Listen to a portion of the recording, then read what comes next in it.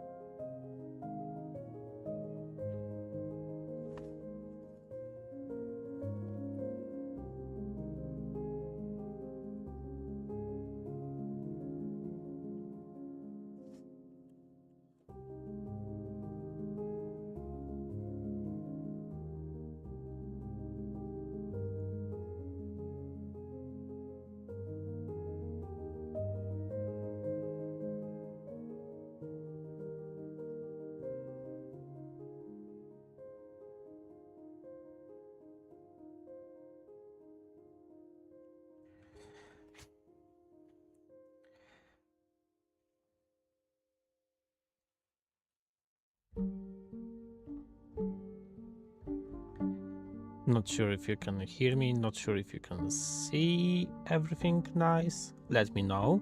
I can see that we had some people already joining on the live stream, so I would like to welcome Konrad, Sandarion,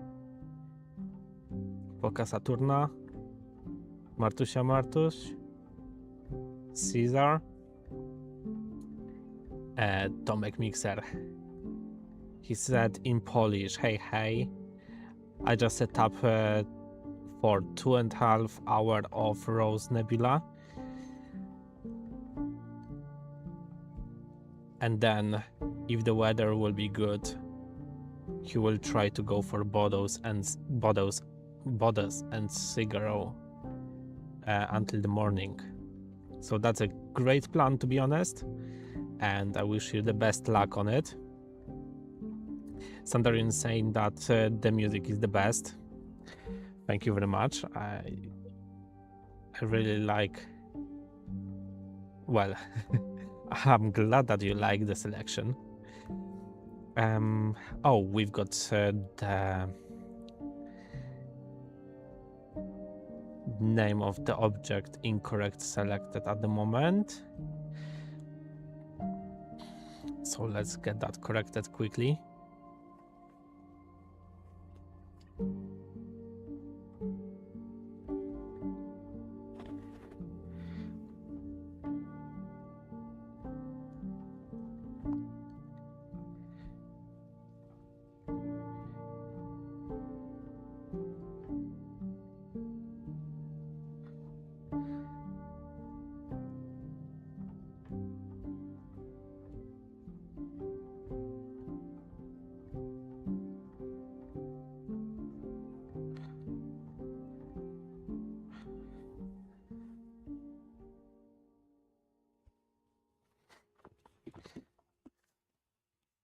Oh, we've got Jersey on the live as well. Hello, Jersey. Right. I am looking right now. I am sitting today near my telescope outside, and my biggest problem at the moment is the screen of my laptop. It's not the best and it's not the biggest. I'm trying to set things on a screen, but it's difficult when I can't see it. So we've got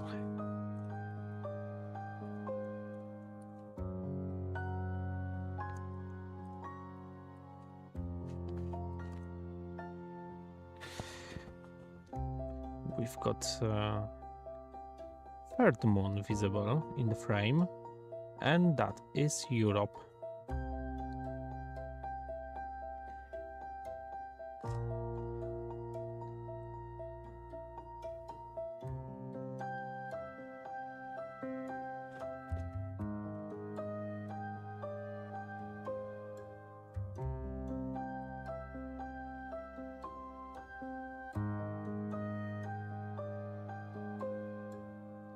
Right.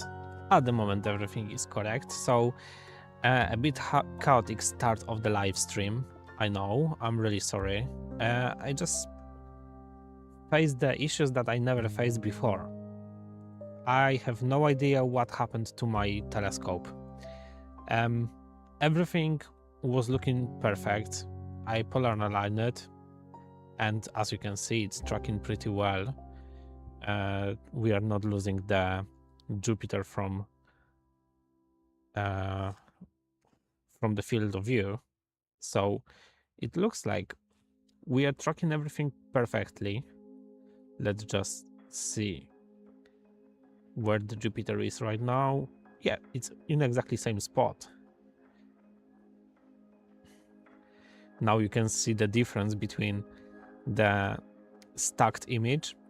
So the software is combining multiple frames into one picture and stacking it for the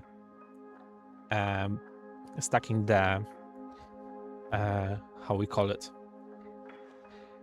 stacking the sharpest frames to keep everything sharp and nice and crispy, so we can see more details on the pictures. My setup isn't a very big one, to be honest. It's just 1600 millimeters at the moment, because I'm using the 2x Barlow lens. So yeah, we still can see quite a good picture of the Jupiter, and maybe it's not the best that you have seen in the past. But who knows, in the short future maybe I will get a little bit better optics for it. So at the moment we are doing our best, and I can now guide you what actually we can see on our images. Let me just zoom that Jupiter a little bit more, if we can. It's not the best picture because we can see the pixels already. So yeah, for sure it's not the best option to do. But we can try to find the objects on it. So what we are looking at the moment is we are having 2 moons right now on Jupiter's face, and one probably you can clearly see. It's visibly darker at the moment,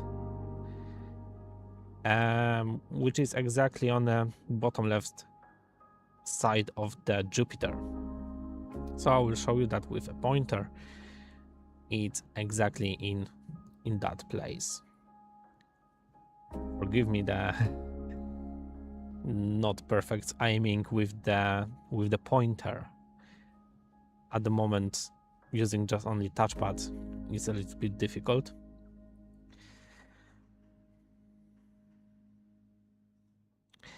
And a little bit above, in I think somewhere around here, we're supposed to have Io.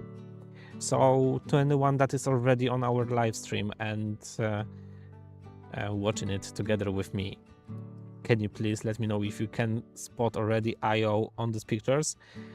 I can tell you that just when we started the live stream, we had better visibility of Io. It was brighter and it was easily visible. But I have readjusted the exposure, so probably I will try to redo it. So I will return to the original picture.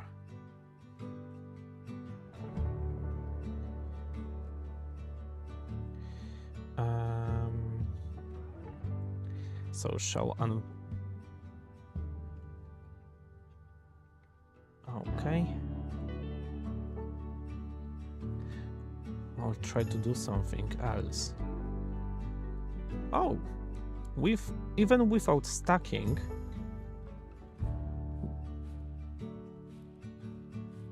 we are able to spot Callisto on Jupiter. So this is what I tried to show you. This is what I can show you right now. Probably when you look at your screen, you will see that the Jupiter is changing its shape, and in one moment it's sharper, in another it's more blurry. So this is because of movement of our atmosphere. So air around me, around the telescope, and high above in the sky, it's constantly moving, and all those movements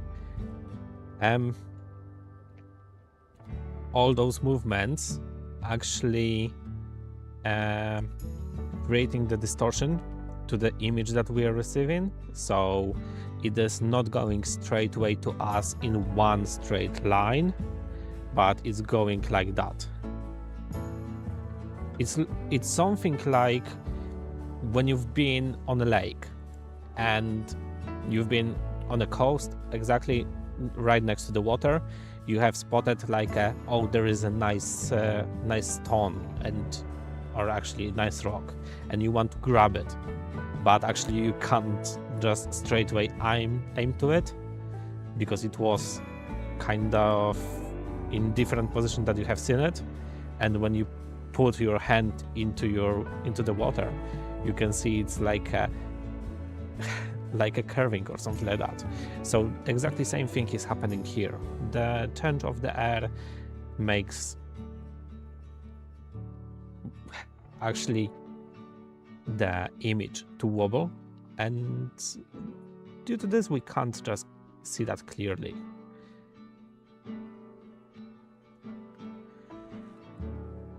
I will try to readjust a little bit more of the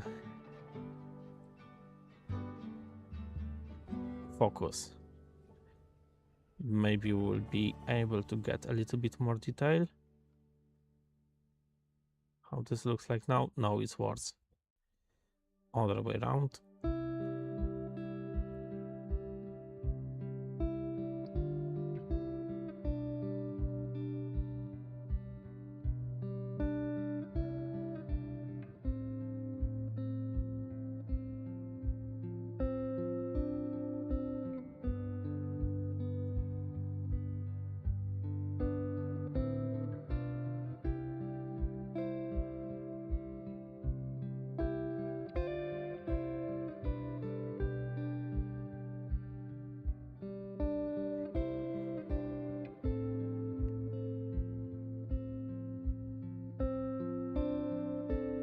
So yeah, what I am doing, I'm moving the focuser in one direction and trying to see the difference on a picture.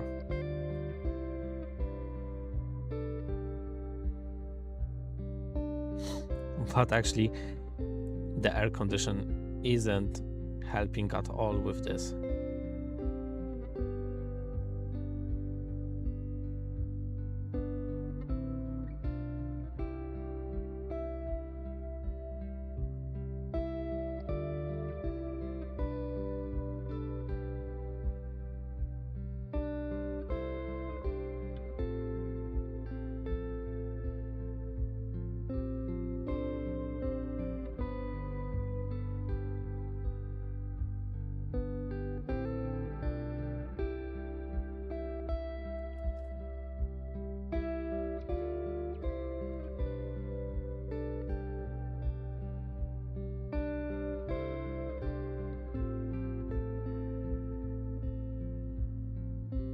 Okay, so it will get blurry a little bit right now.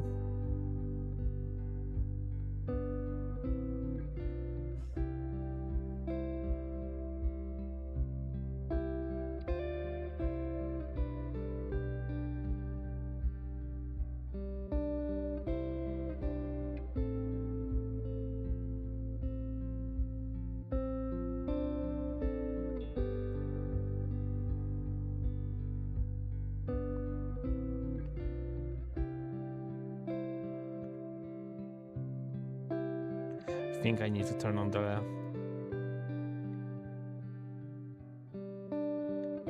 live stream on my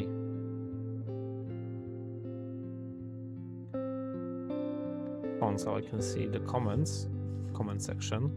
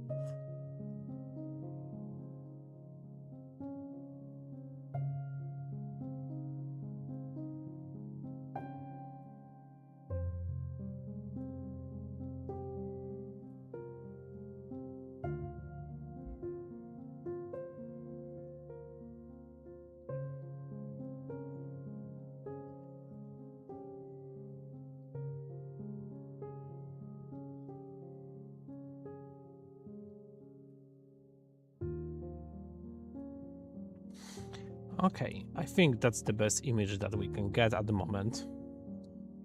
So it's not perfect. This is why I'm helping myself with the image stacking.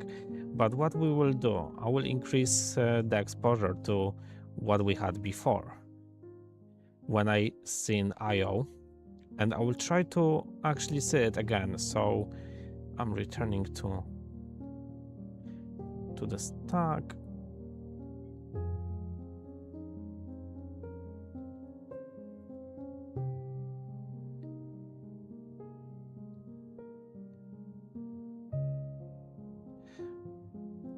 I think it's sharper right now comparing to what it was before.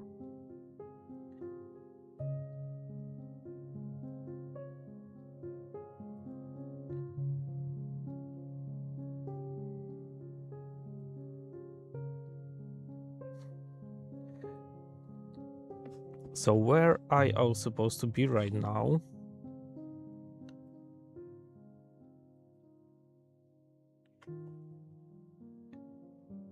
Is exactly in the place where the overexposure is starting right now.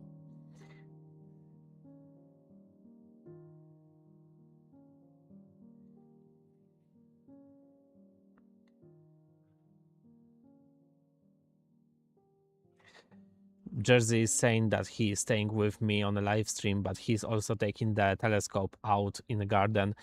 Do it. It's really worth it. It's not very often that you can see Jupiter with 2 moons on the face, and shortly we will have also Callisto's shadow following the Callisto on a Jupiter's face. So you will see it. I can see right now we've got also Człowiek Sowa. Hello, Człowiek Sowa. And he's saying that that's a very beautiful view. So thank you very much. And yeah, it's not the best, but I'm doing my best to show it as best as I can for you. Claire Tarrant, hello. Nice to see you on the chat. I hope that you are enjoying it, the live stream. So I will show quickly. So this dark spot at the moment is a Callisto, and I can show you right now on different software. So just give me a second. We'll do that way.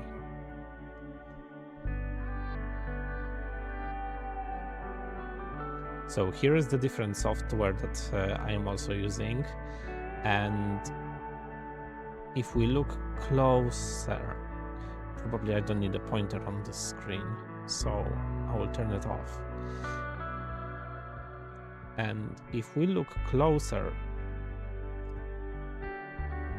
you will notice that there is one little dot, which is, just need to quickly see if you can see my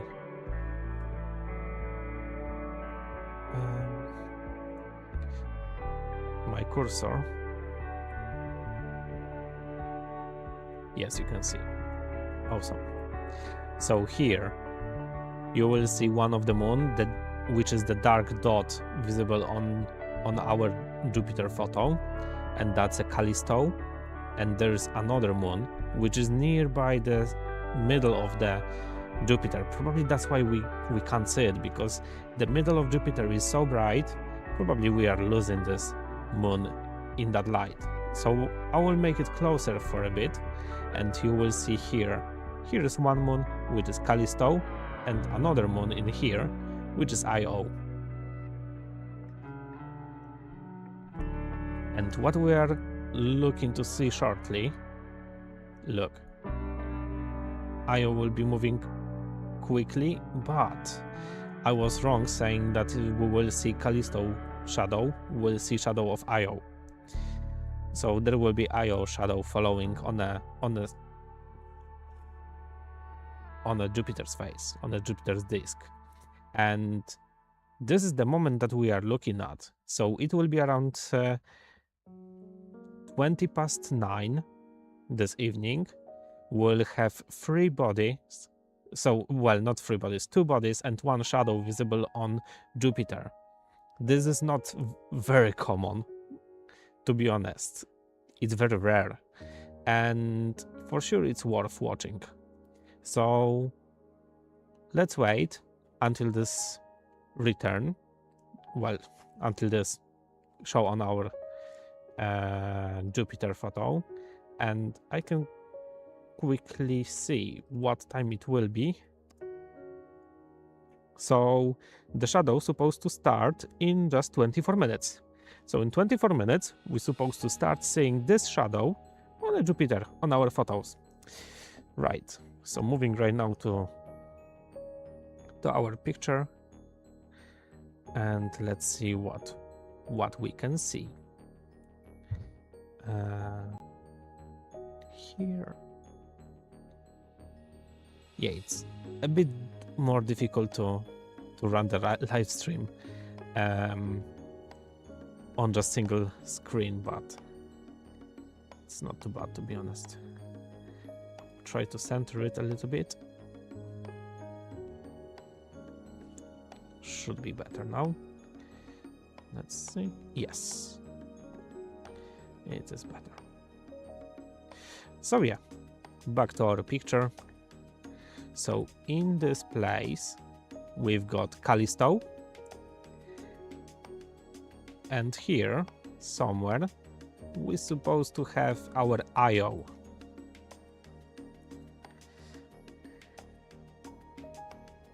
I believe when it will move to the edge of the Jupiter, it will be more easier to spot.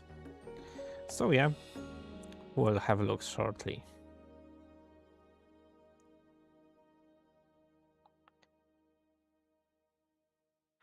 I will readjust the exposure so we can have a better view of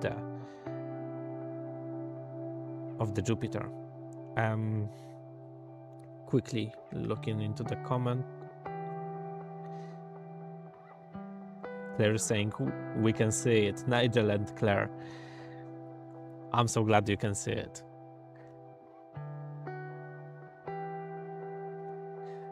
I'm so happy to see my my local viewers on a live streams. So thank you very much for coming and saying hello and being active on the chat. Sandra say nice look. Seeing is not bad. Yeah, I would say it is bad. If I turn off the stacking, you will see it now. Actually, we don't see that much, but I'm not saying that the seeing is bad. It's not that bad because I'm just using my 900mm telescope with... Oh, so I said that wrong. This one is 900, so it's 1800mm right now, because that's how this works with 2 times Barlow lens. Okay, let's readjust the exposure to what we had before.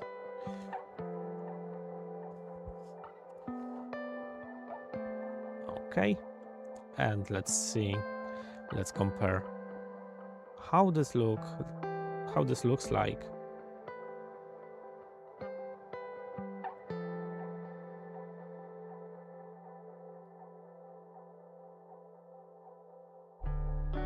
Okay.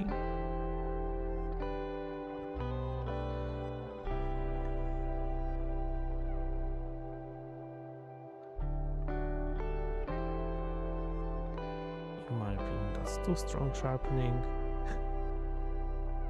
Okay. So now we have Io visible. I will zoom it in even more. I know I shouldn't because you can see the pixels right now, but I really want to show you that the Io is visible in here. So firstly, wrong click. Firstly, I want you to recheck how it looks like on planetarium software.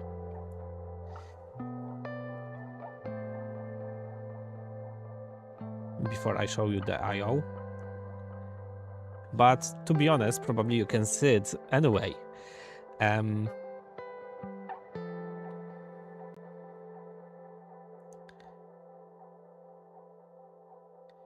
Okay, let's change to planetarium. And now in planetarium mode, if you look here, the I/O is supposed to be right here. And we can try to look for some shapes. So for example, this one here above the Callisto supposed to be that bubble or wave. And just after the wave, we're supposed to have Callisto. I/O. So we'll go right now to picture of from our telescope. So where is it?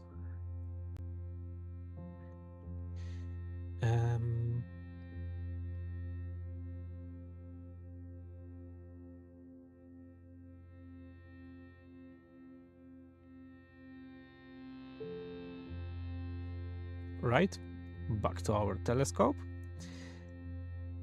So above the Callisto, we're supposed to have that wave, and we can't see it clearly, but it's somewhere around here. We can see that it's a little bit like a bubble in here. That's why I called it bubble earlier, because it won't be so clear on our image. But if we go a little bit to the right, here we are, that's I/O.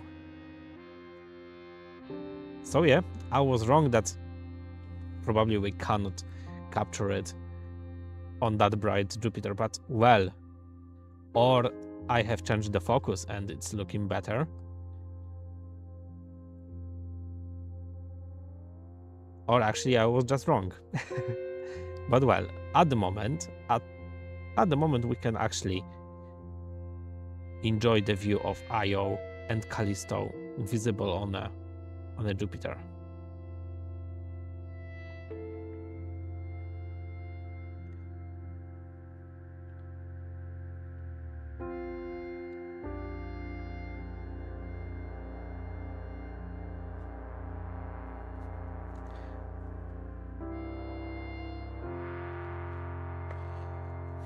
But I'm worried that... One second, is that on the right direction at the moment? Yes. So what I am looking now at, because Jupiter just crossed the meridian, which is the point on the sky exactly in south direction. And when we have our mount, I will come over to mount so you can see actually what I am talking about.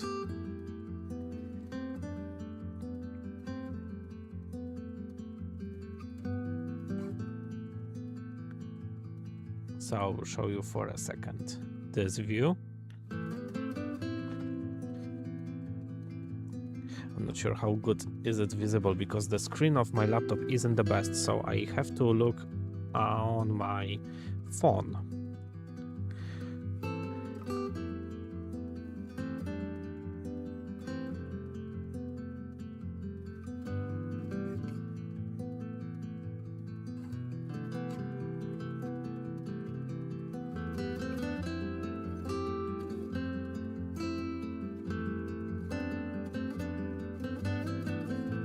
Yeah, I think it's looking very good. Yeah, it's very bright, so in my opinion, it's looking very good. And I will leave that live stream on my phone so I can read your comments when we're actually looking at beautiful pictures on a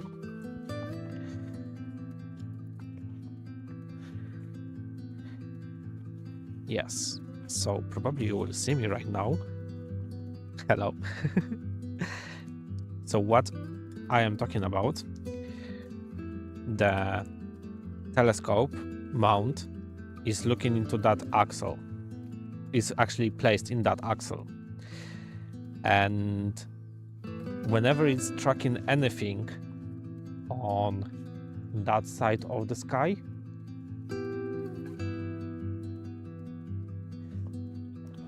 the telescopes should be placed on this side, so the weights are not above the telescope. But when the object passes the meridian, which is somewhere around here at the moment, if the object passes the meridian, the telescope needs to flip to the other side, so the weights again can get lower, lower, lower, lower, and don't be above the telescope. It's also protection, so the telescope is not hitting the legs of the of the mount. So yeah. And while you've got me here, I will show you quickly where the telescope is looking. So at the moment, the telescope is pointed directly to this star, but it's not star. It's the planet Jupiter. And the Jupiter is at the moment placed in Gemini constellation. So you've got Pollux and Castor, so the main stars of the Gemini constellation. And you can also see another stars in here. Those are kind of boundaries of the Gemini. So if you want to go out and have a look yourself, because you will see that with your bare eyes, probably this is what you will see. So those 4 stars and Jupiter in the middle.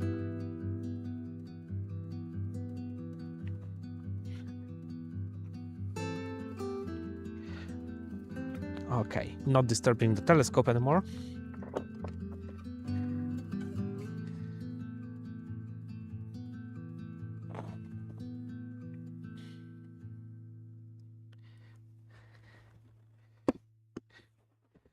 Claire said we are. I guess it was to my question about enjoying the live stream.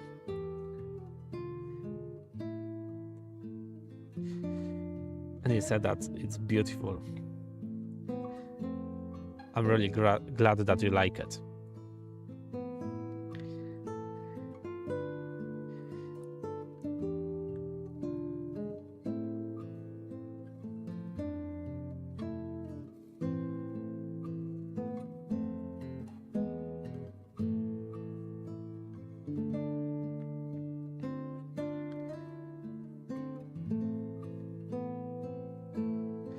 So this is I will show you the uncropped image of the Jupiter. So this is how my camera originally see at the moment. So the Jupiter is very tiny on the view, very small. And if we now increase the view, if we zoom in to have the exactly equivalent of displaying on the screen 1 pixel on 1 pixel, because when we zoom out to the original view, 1 pixel will be displaying a few pixels of the image. But now when I zoom in, here exactly 1 pixel on my screen displaying 1 pixel of the photo. And right now I will zoom it in 2 times. because this is still kind of acceptable. And in my opinion, increasing to 300 when we start to see the pixels on the edge of the Jupiter is not best idea to actually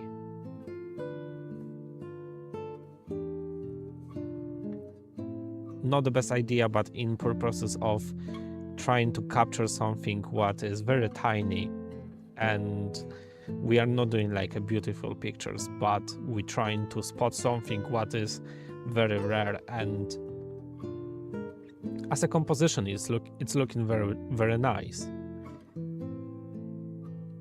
We can accept of doing it.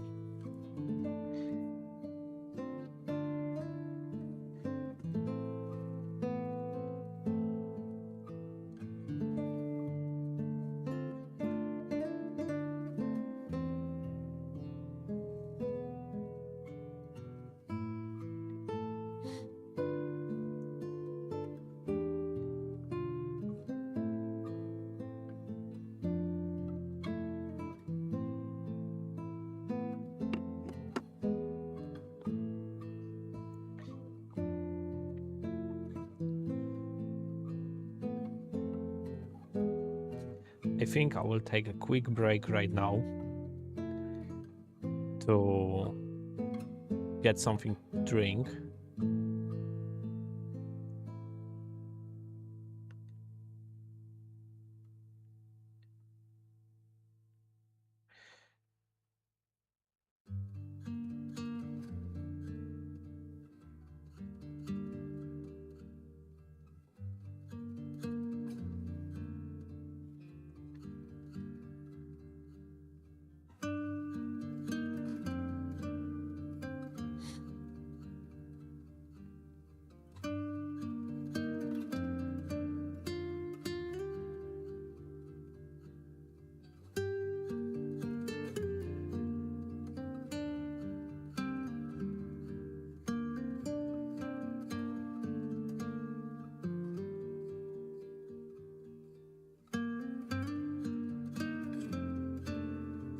Yes, so I will take a quick break right now, and I will be with you shortly.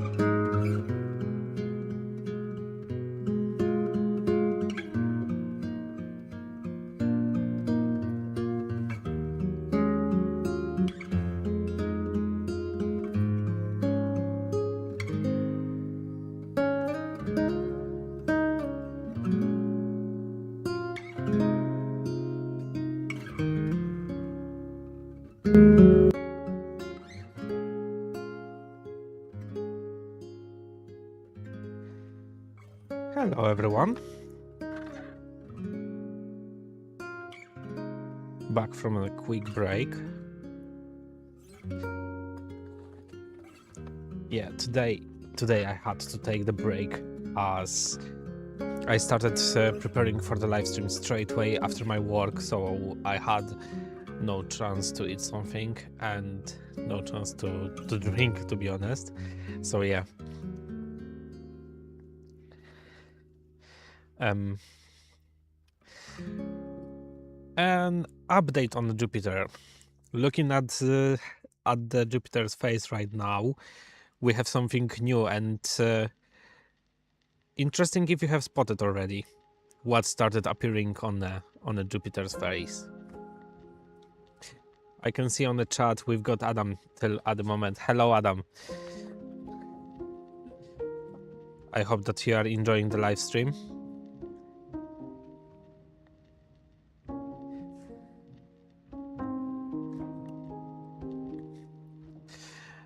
And right.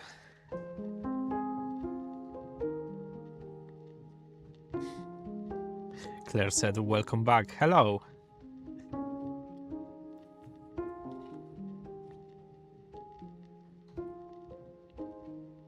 I need that tool to start showing the comments on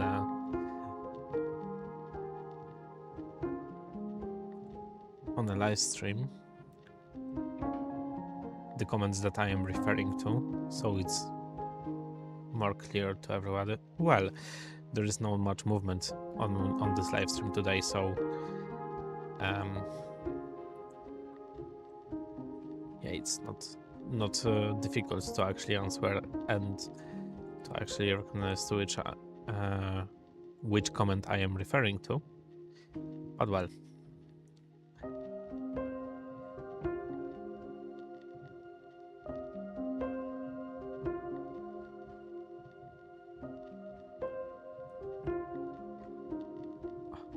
Sorry. Yeah, so what I am trying to do right now, because I can see that the shadow is not as sharp as it was before. So I'm just trying to see if there's anything happening to the sharpness of the picture. So let me just quickly see.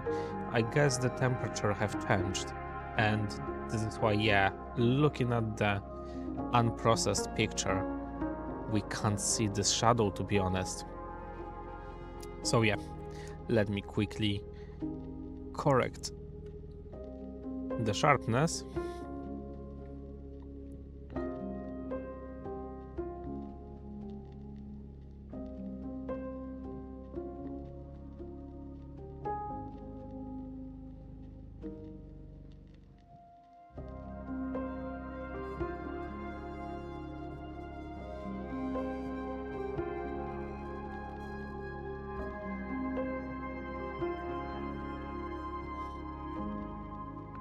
It's not so easy when the Jupiter is so wobbly.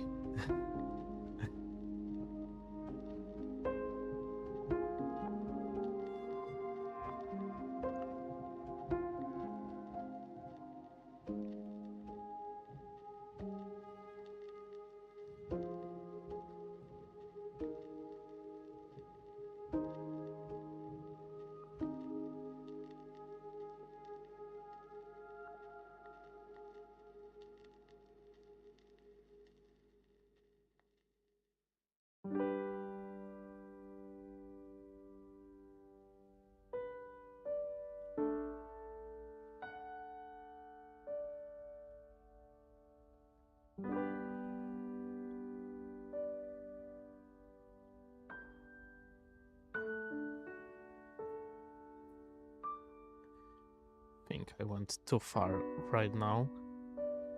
Just let's try to revert it by one step.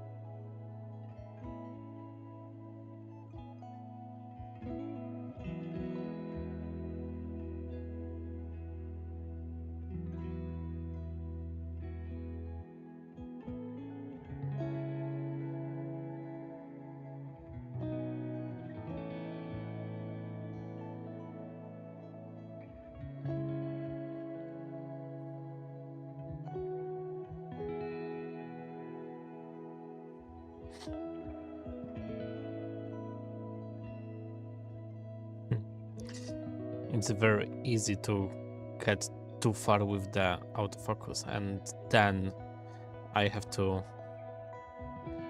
fight with a backlash. So backlash is when the gears are not aligned properly, and when I'm reverting to the when I'm turning that one direction and then reverting to the other, there is a little bit of movement that when the gears are not interacting.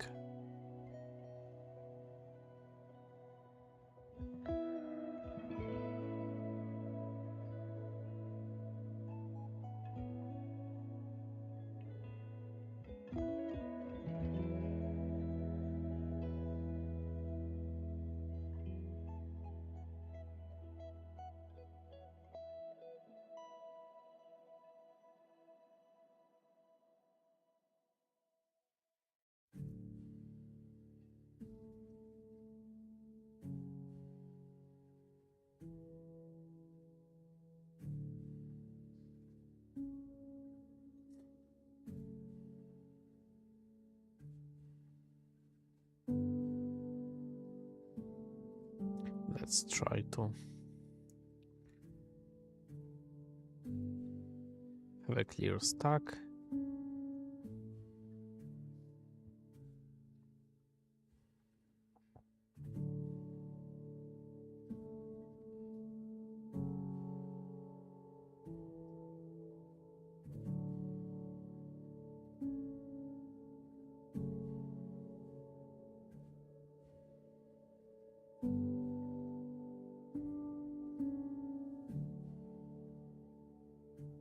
Yeah, I think it's better. I think it is looking better now.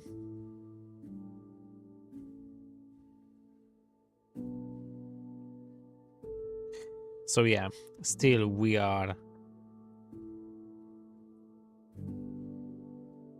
getting, I think, everything we can out of this telescope.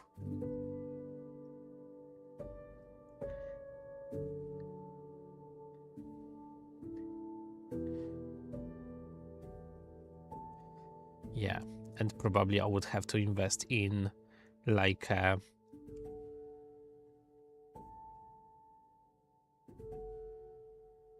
additional optics to bring those to get like additional magnification.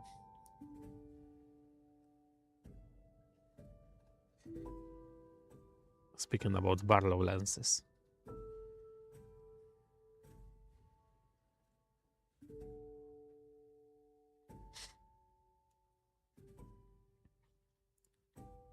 And yeah, I am, thanks to my patrons on the Patronite, I can actually invest in better optics, and also I can improve my quality of the images that I am showing to you all. So yeah, if you would like to become the patron or start supporting me at some way, there is a few options that you can see them in the description.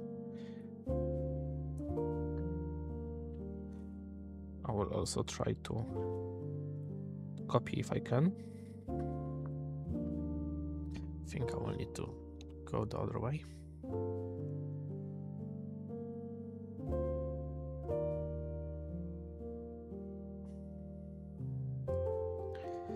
As I mentioned earlier, I'm not used to that laptop, and it's very difficult for me right now to operate everything from here.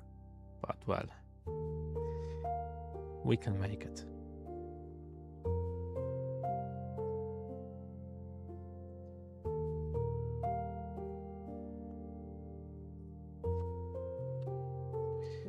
So if you would like to support me and invest into better quality on this channel, here are a few links that you can follow and choose the best way for you to support if you would like to.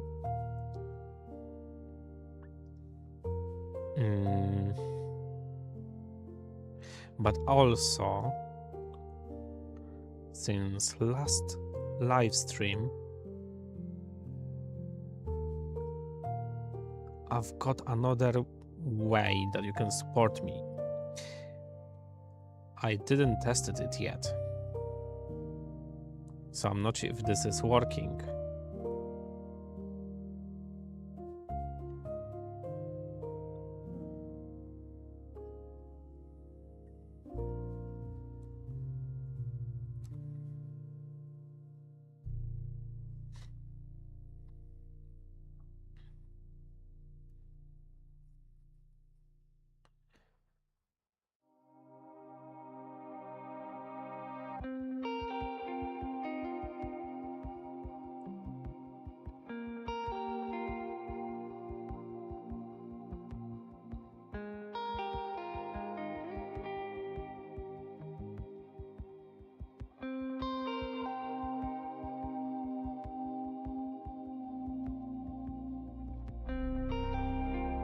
Yes, it's supposed to work.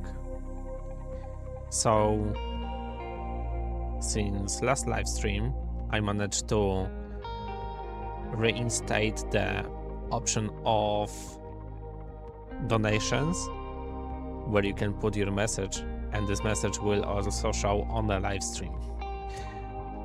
So,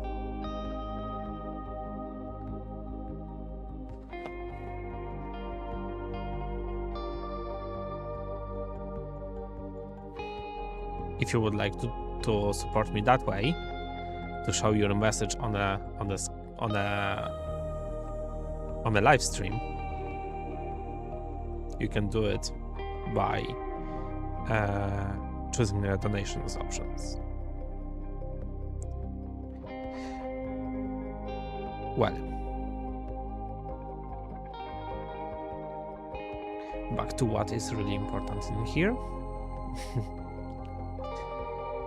So Jupiter, it's looking very beautiful, but I'm not very satisfied with the quality. So I will try to readjust the sharpness to bring a little bit more detail to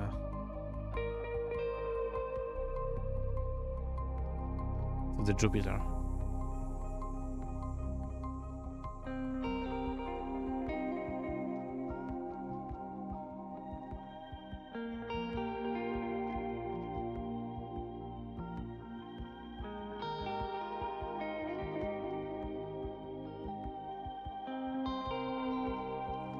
Right now, what you can see on the screen is the live view from the telescope without any stacking. So this is exactly what you would see if you stick your eye to my telescope.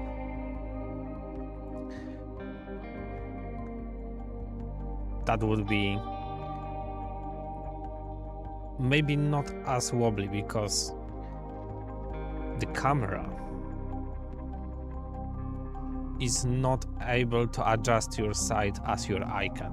Well, the camera is not able to adjust its side as the eye can do.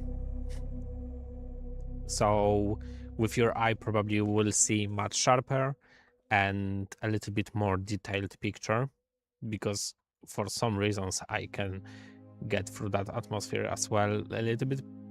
Well, it can enhance the view even of the distortion caused by air that is on the way. But camera unfortunately is not able to actually catch that. I could, to be honest, increase the exposure time, decrease the exposure time, and increase. Let's see, that way. Is it enough? No.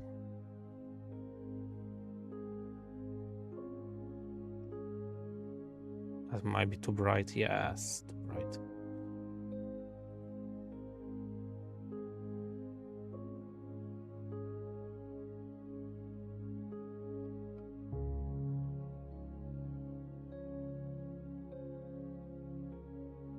Yeah, but on the other side, it's increasing the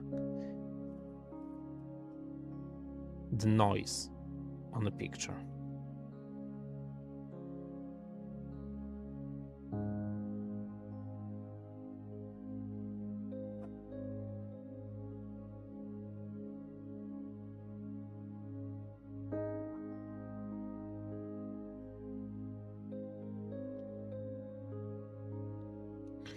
I remember that I was limiting the frame rate.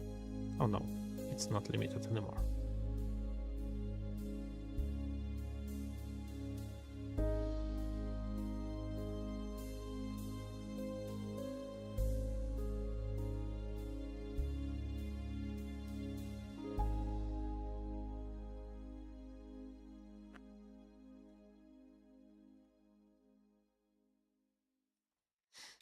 Let's try that way, if we get any sharper view. So I will reset the stacking.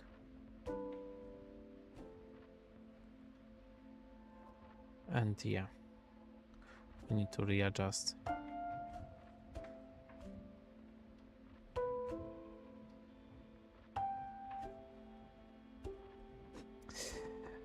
And yes, you can see this now.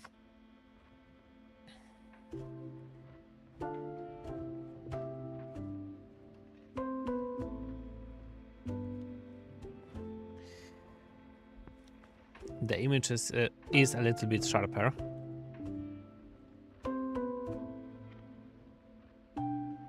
But I don't really like the detail, to be honest. It could be better.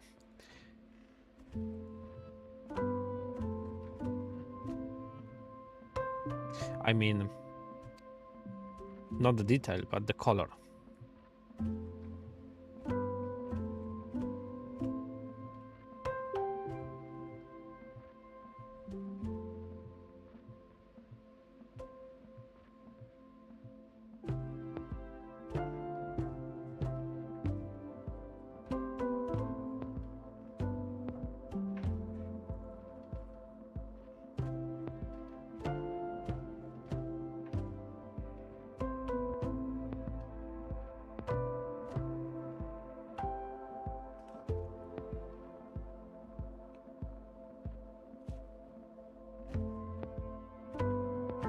Let's try that way.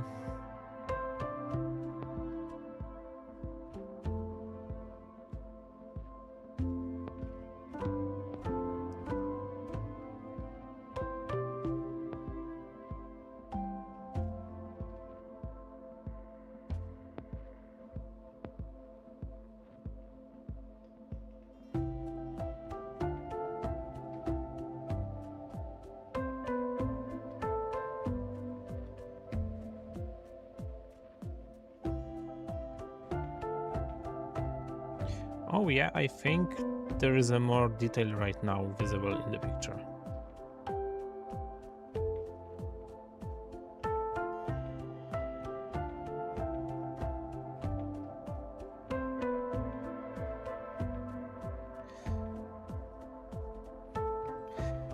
And you can see now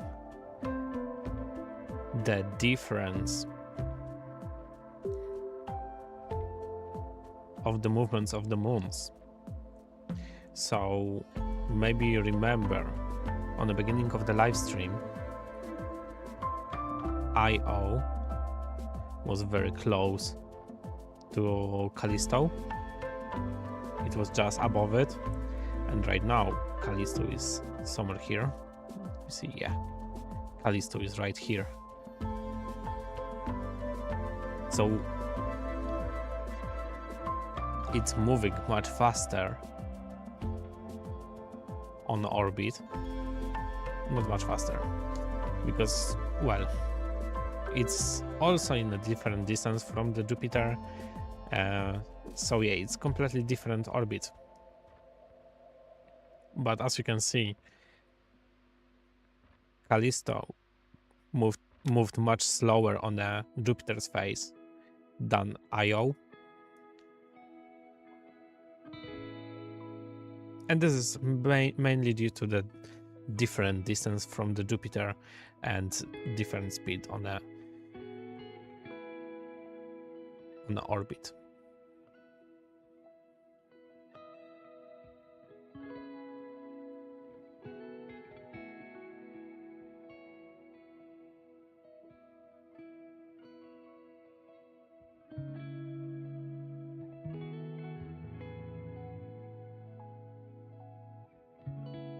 Yeah, and this is how it looks like when we have unprocessed, unstacked picture.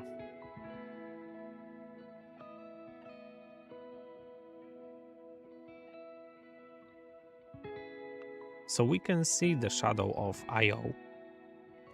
We can't see Io right now in here because it's too blurry, but we can see Callisto just below. I can see that Claire has sent a comment. I will say good night to you all. Go and spend time with your family. Yeah, so my family is currently going to the bed now.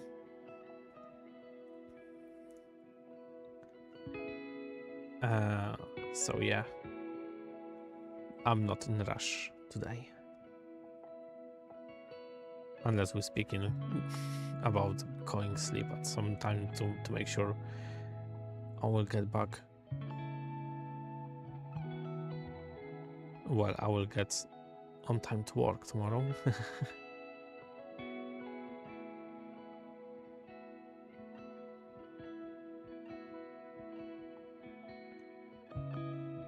Can do something like that. I prefer the other side. Yeah. So this is the difference between the stacked picture and the picture that is live through the telescope. On the left hand side, you can see clear image of the Jupiter,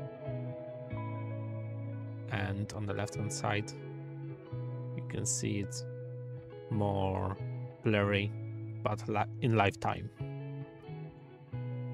It is how it looks like when you look through the telescope.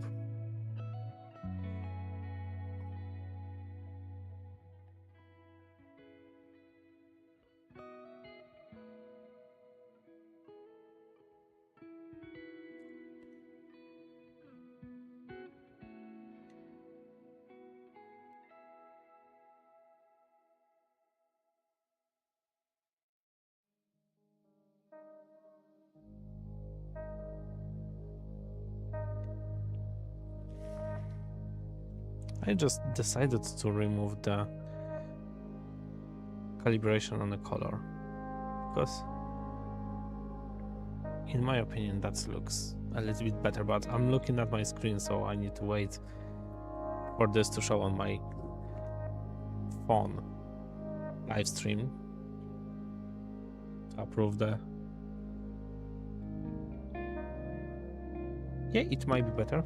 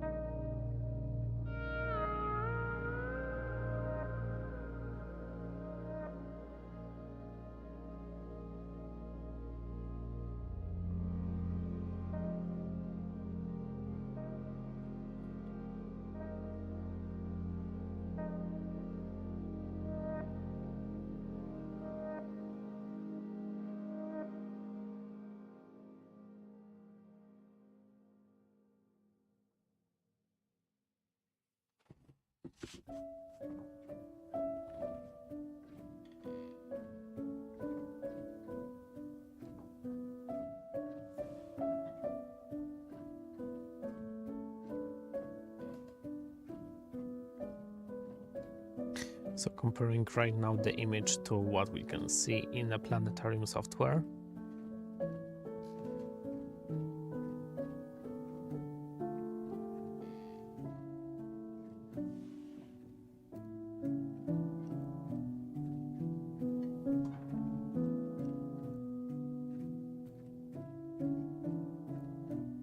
Just as a reminder, we were looking earlier at this wave in here.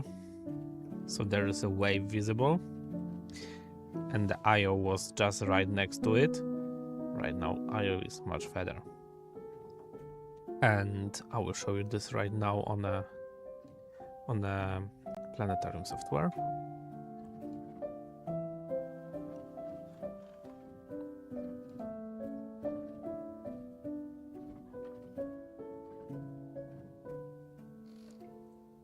So as you can see, this is still pretty in the same place as comparing to Callisto. It was exactly above the Callisto, and it looks like it's still above the Callisto, but IO have moved much further. And this is mainly happening because they are on different orbits. And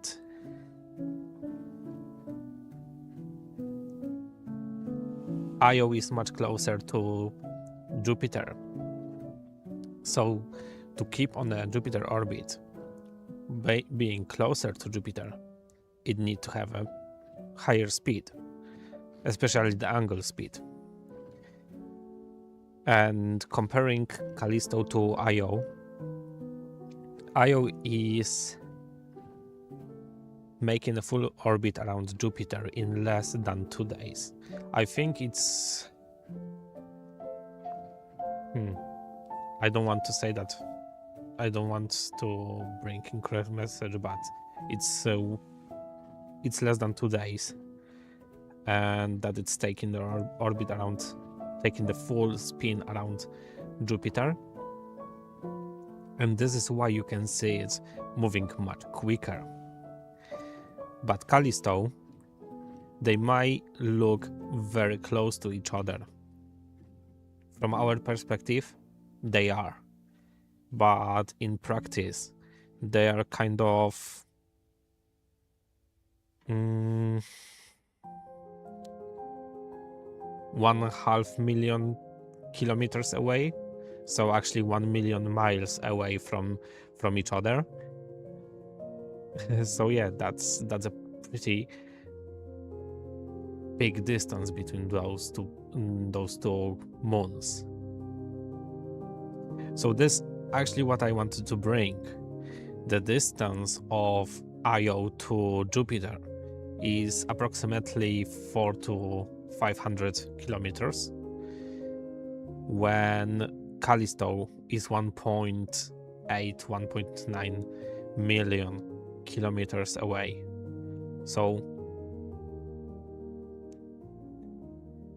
not sure if I said that wrong, because I think I said 5 millions.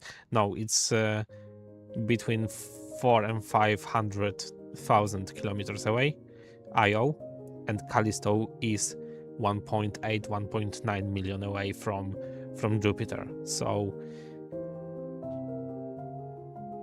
IO, it's taking around 1.5 to 2 days to have one spin around Jupiter, when Callisto actually it's taking around 16.5 days to orbit Jupiter. This is why we can see IO moving much quicker on a Jupiter phase than Callisto.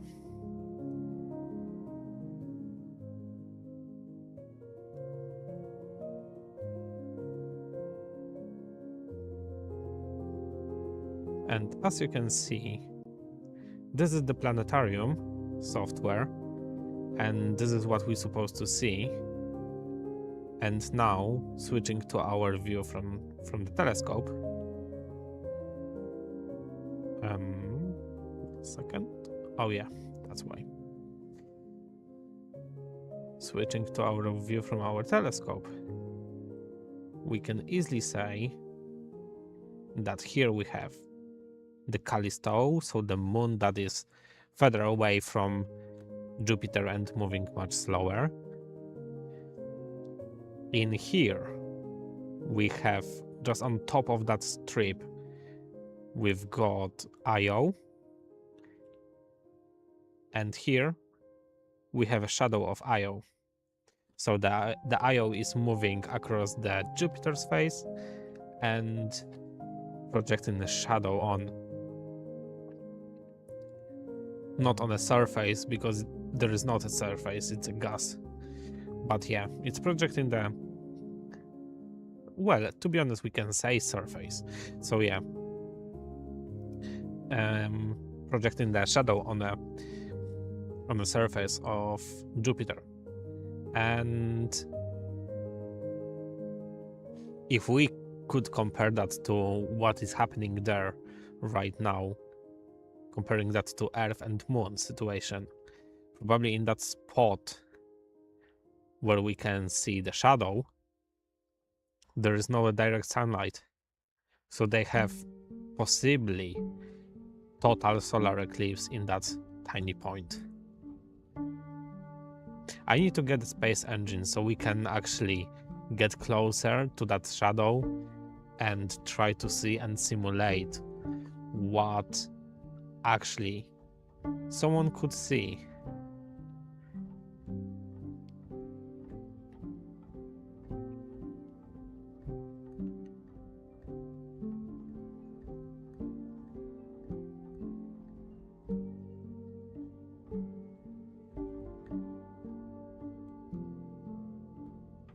If someone, of course, beyond the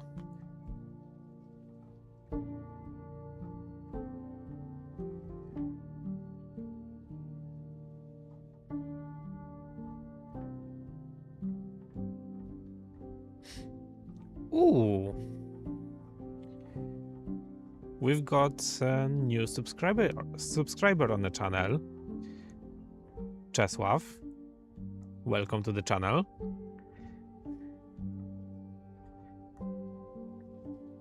I hope you are enjoying the views from the telescope.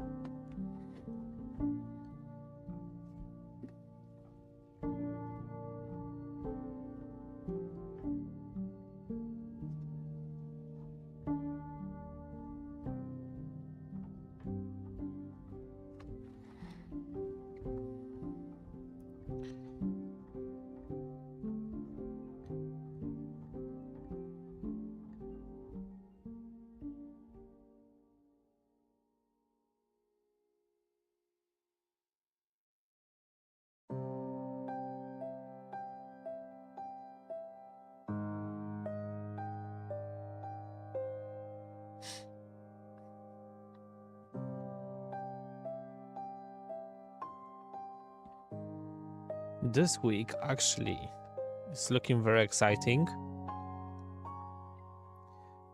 because it looks like we'll have plenty of good weather this week. And also, there's plenty of things happening on the sky. So, not sure if some of you have already seen, I am doing a shorts on this channel, and every week I am posting what you can expect in next week. And there's plenty things happening this week. What have already passed? Maybe you heard about this very popular and interstellar comet that came from outside of our solar system, and well, a lot of people made rumors that it's aliens or something. Well, it's not. It's just a comet. Just a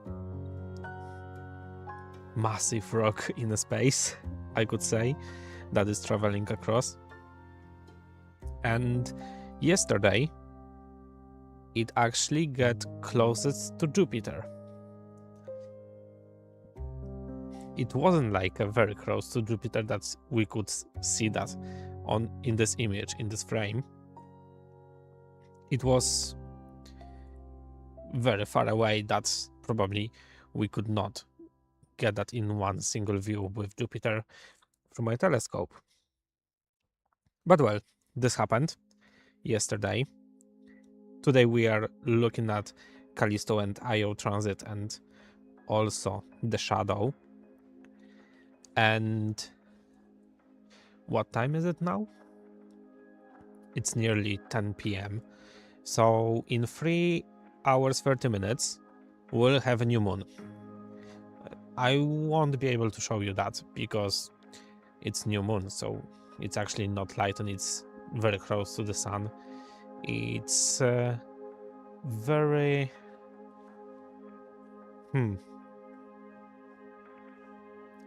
it's not easy target to show, to be honest. It's almost impossible. I'm pretty sure that someone have done it in the past with a telescope that was set up previously. But yeah, for sure it's not in my range for now. But who knows? Maybe after some time, if I will get some donations, I might collect the money and get solar telescope or anything that will make me safe, will let me safely watch the views nearby a sun. At the moment I'm not feeling safe and I don't want to damage my setup, so for sure I will not do that. But yeah, maybe at some point there will be a new telescope on this on this channel to present a little bit more.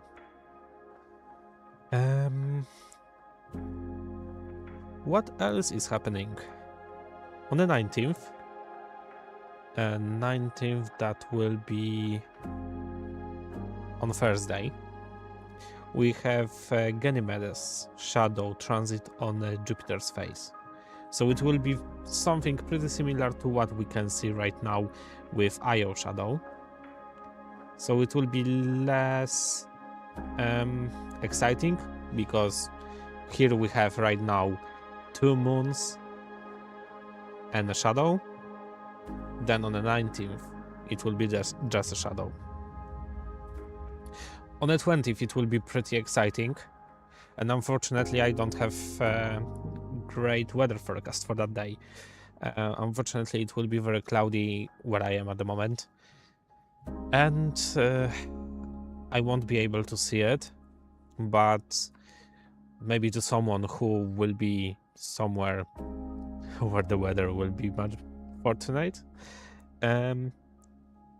you may see just after the sunset towards the west, looking towards west, low above the horizon, you may see a very thin crescent moon and Venus next to it.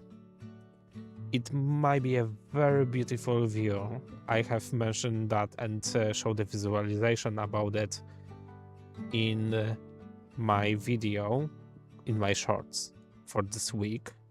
So if you want to have a look how this might look like, just you can check that in this short if you want. What else? We've got plenty of ISS visibilities. especially early in the evening. And let me check something, because maybe we'll do a quick live stream tomorrow with ISS. Let me check what we can expect. To be honest, ISS will be passing very, very soon. What time? It will be visible from 10:03. Well, it won't be visible because it's in a shadow, but it will get very close to Jupiter. Very close to Jupiter. Can you imagine to capture ISS on Jupiter's face? Oh my god.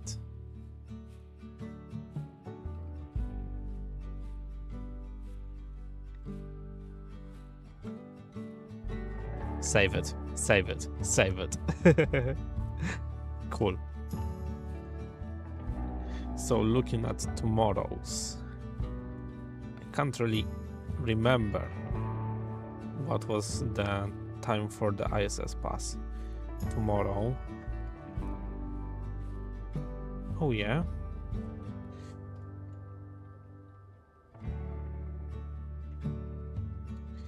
So there will be a very high pass tomorrow, starting at 20 to 8 in the evening. So yeah, maybe tomorrow we'll do a quick live stream with capturing the ISS.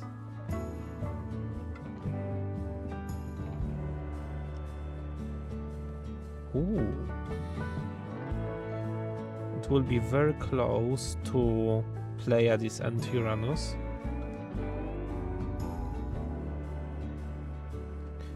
From where I'm watching, it actually get through few stars in Pleiades.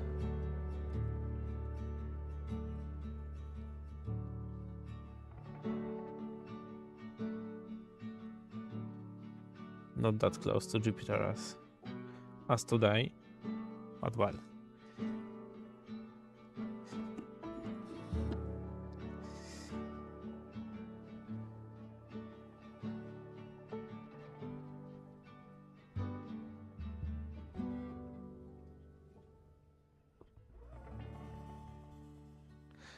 Let's see how the Jupiter is looking like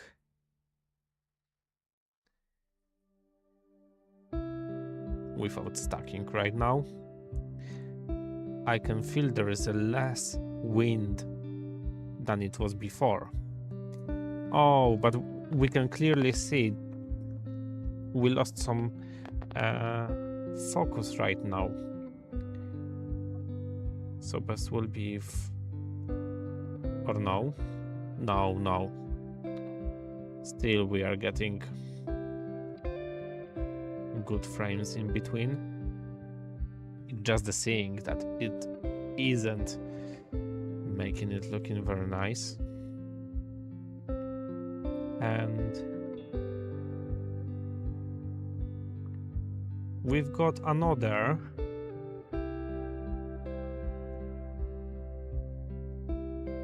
nine minutes with Io being on a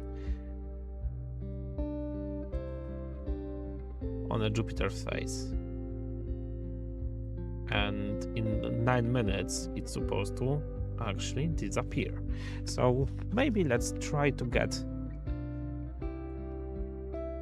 again some views with visible Io. In that case,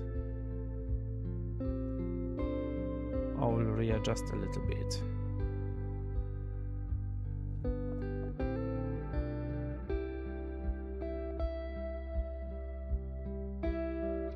Okay, let's see if that will be any good.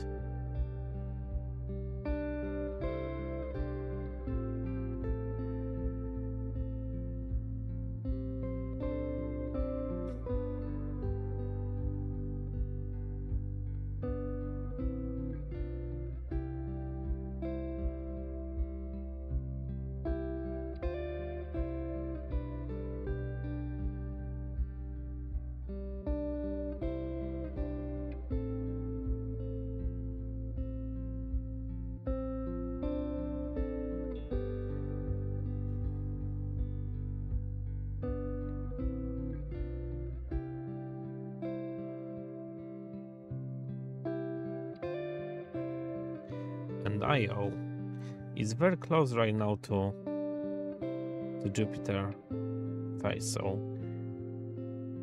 sorry, to Edge. I'm pretty sure that I see it. So by looking at the main the planetarium and camera, let's compare it. So maybe we'll spot it somewhere.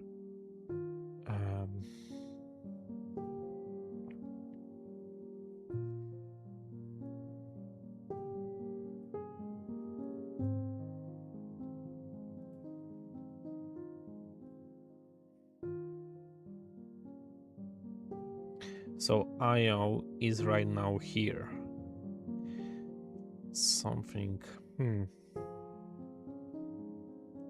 There is like a wave in here. Let's see if we can spot this wave on our picture. Okay, so let's change the view.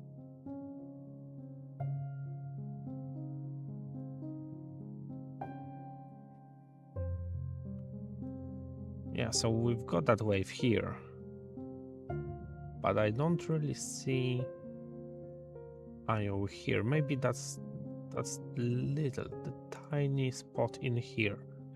That might be Io.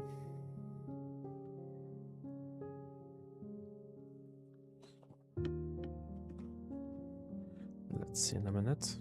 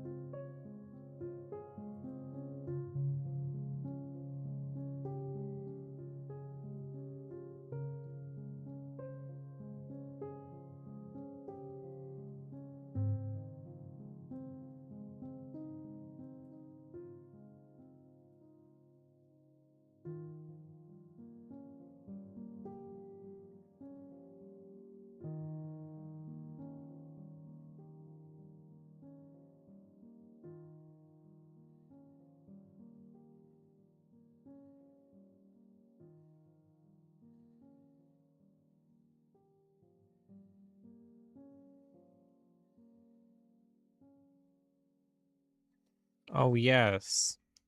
So if you look, there is a brighter spot in here. I hope that you can see it. I will take the pointer out. There is a brighter spot, and if we compare that to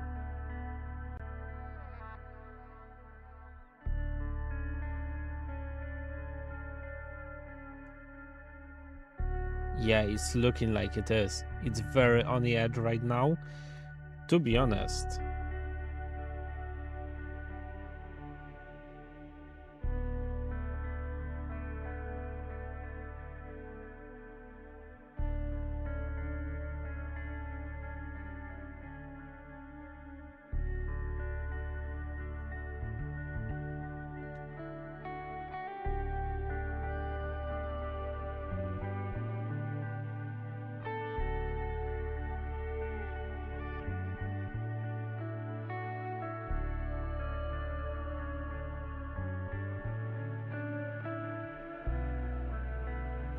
I need to check something.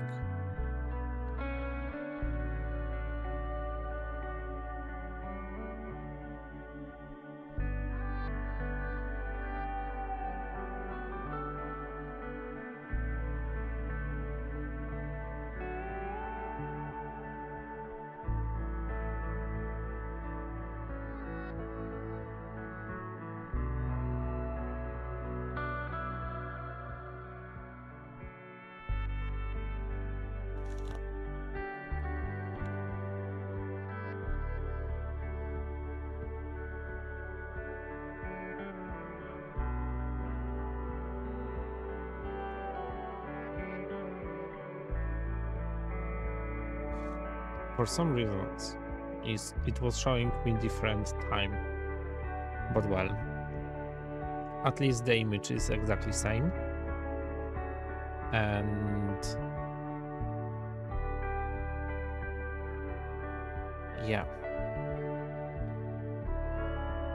in roughly 2 minutes, Io will be leaving the Jupiter phase. So let's not miss that.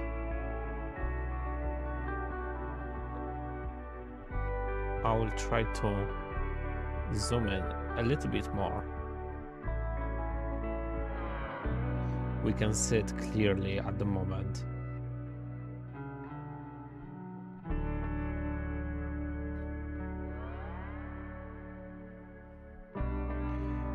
Yes, it is visible. Exactly on the edge.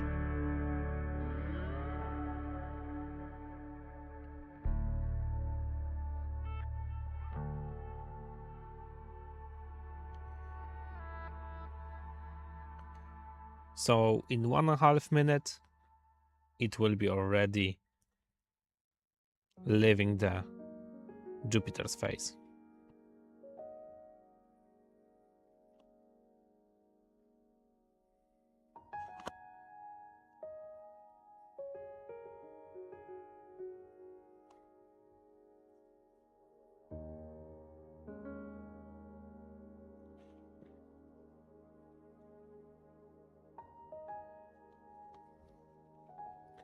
For this moment, let's try this. You can see it's exactly on the edge right now. Oh my god. I'm sorry. It's just the touchpad of this laptop. I will try to show unprocessed image and increase the exposure a little bit. A little bit too much.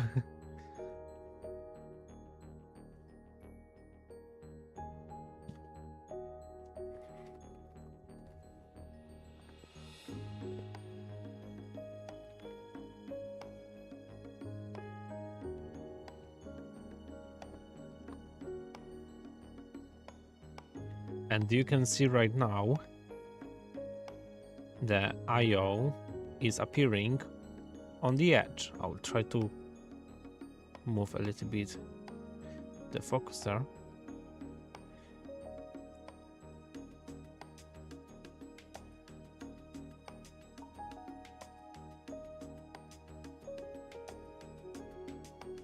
Oh yes, right now we are in better focus, and you can easily see the Io is on the edge of the Jupiter. So right now Io is that little dot that is exactly on the edge of the Jupiter.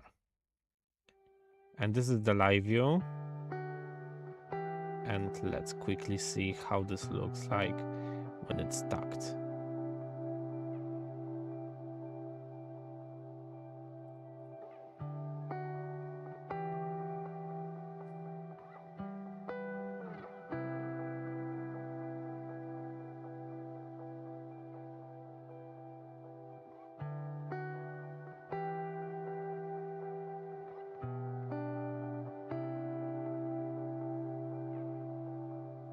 Yeah, so we can easily see the Io is already outside Jupiter. So that tiny dot is a Io, Jupiter's moon, that was transiting across the Jupiter's disk, and right now it's ending the journey across the Jupiter. Now it will be visible as a separate body on the picture. Let's see how this looks like unstacked. Yeah, so it's not as clear as we could see it earlier on the stacked images.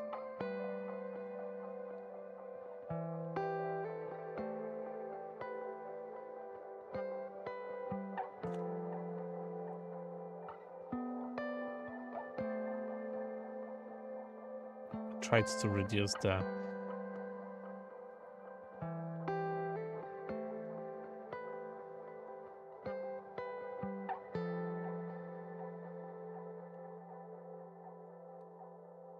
gain, so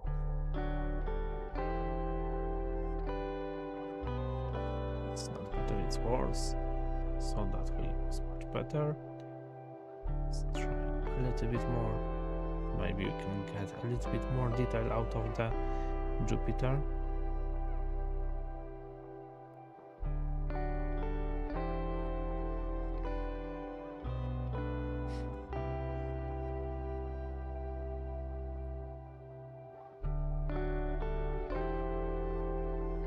Yeah, I think that's the sharpest we can get. And if you look, this is the live view without any stacking, just Jupiter visible. And this part in here, that little dot, is Io that was previously going across the Jupiter's disk.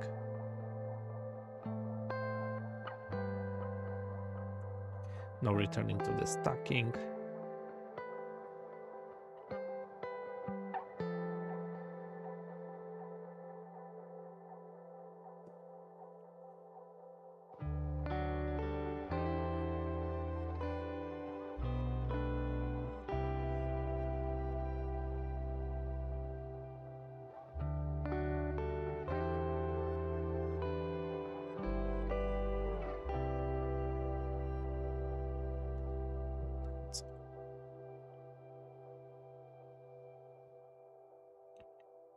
Too much sharpness on this picture. Not the way I like it.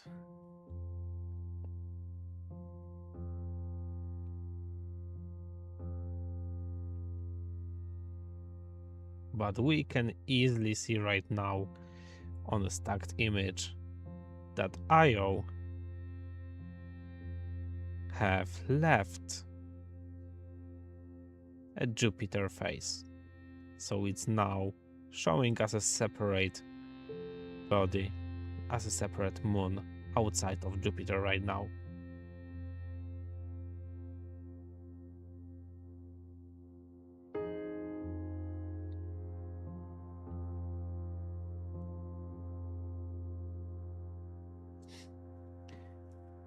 You may heard me before when I was trying to show you where is currently the Io based on the Jupiter's disk. I got a little bit confused for a bit, and it was because I have noticed that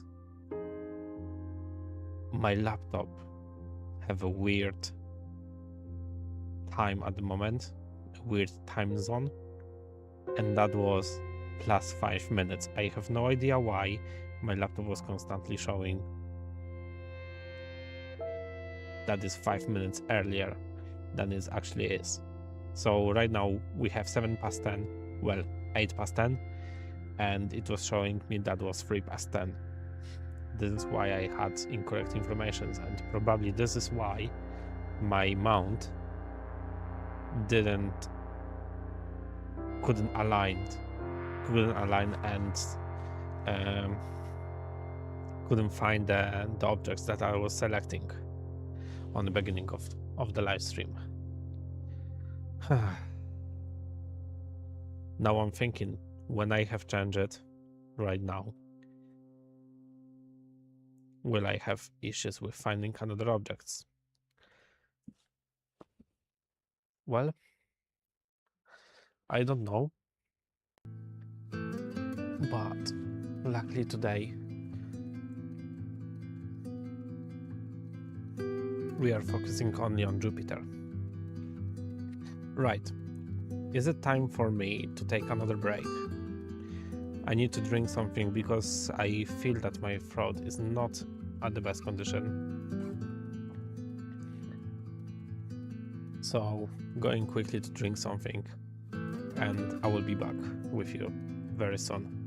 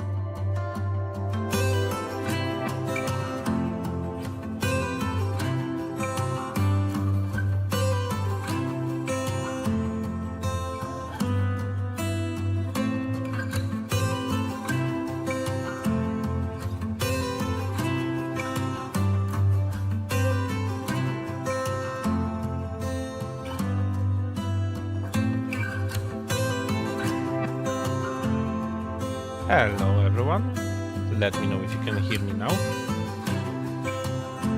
And hello to Andrzej, now verbally. I hope that you are still with us here.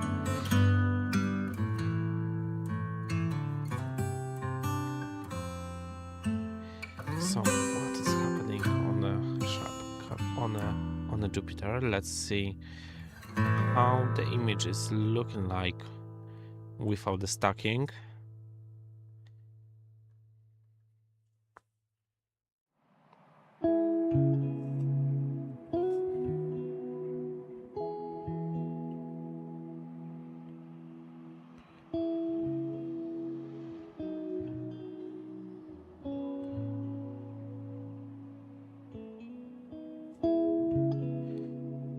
Just trying to adjust slightly focus. I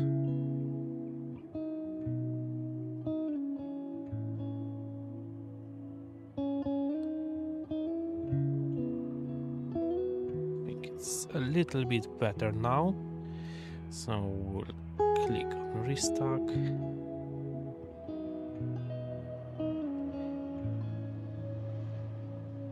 And when it will have like a 15 frames, I'll switch the view.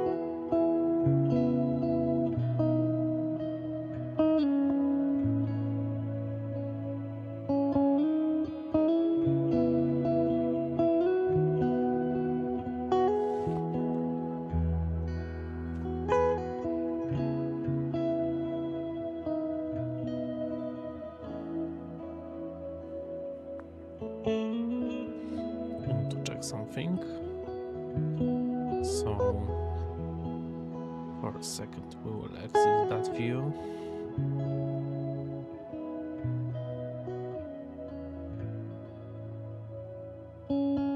And let's click off. It's in exactly same spot. So yeah, not sure what was the problem.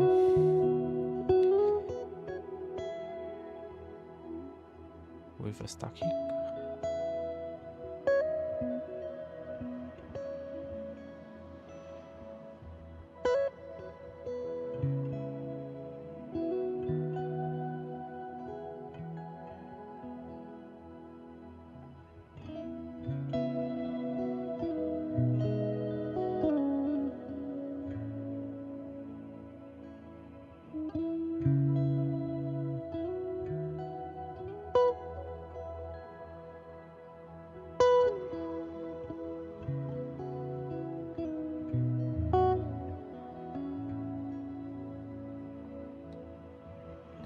Right, so what we are currently seeing on our image, I will quickly zoom in to what zoom we had before.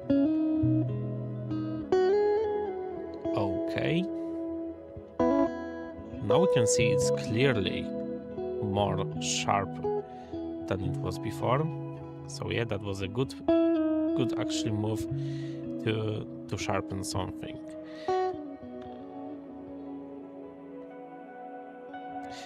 Oh, looking quickly at the chat. Tomek's Mixer said hello. Glad you are still here with us. Tomek, let us know how your observations are going, and same for Jersey.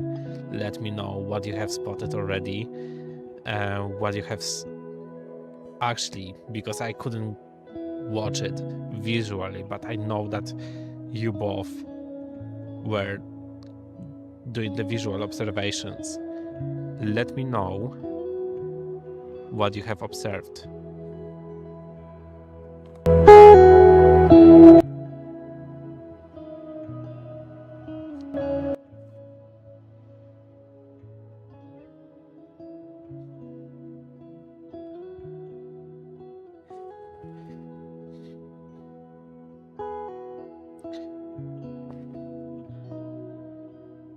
I'm so jealous right now because Oh, I should have like a second telescope, and in same time, instead of sitting here and watching the screen, I should just stand next to the telescope and keep talking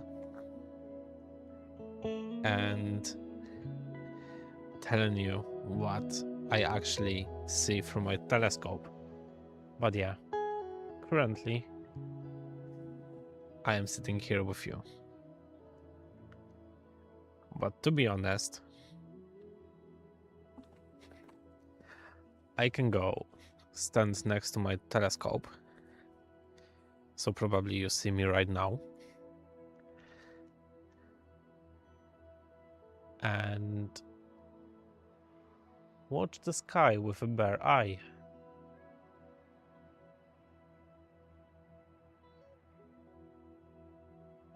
The Jupiter is so bright. I think, looking at the moment around, it is the brightest object I can see on the sky. Not a surprise, because it is the brightest object right now. But it works very well with the Gemini. They are making right now something like a X constellation. So it's in an X shape. I will check if you can see the Gemini in a view from telescope, view from the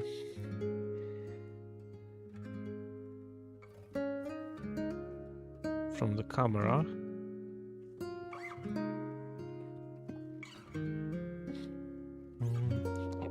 Here it is.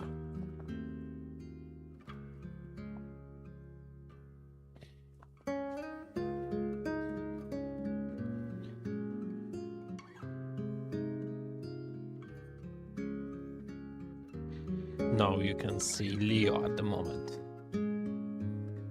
But well, this is something what I can show you. So probably one of the things that you can right now notice in the camera will be this pattern here, which is Big Dipper.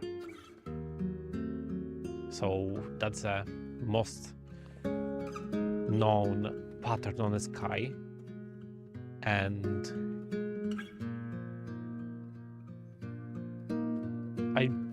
I don't know if there is anyone that I know that don't know what this Big Dipper is. It's part of the Ursa Major constellation.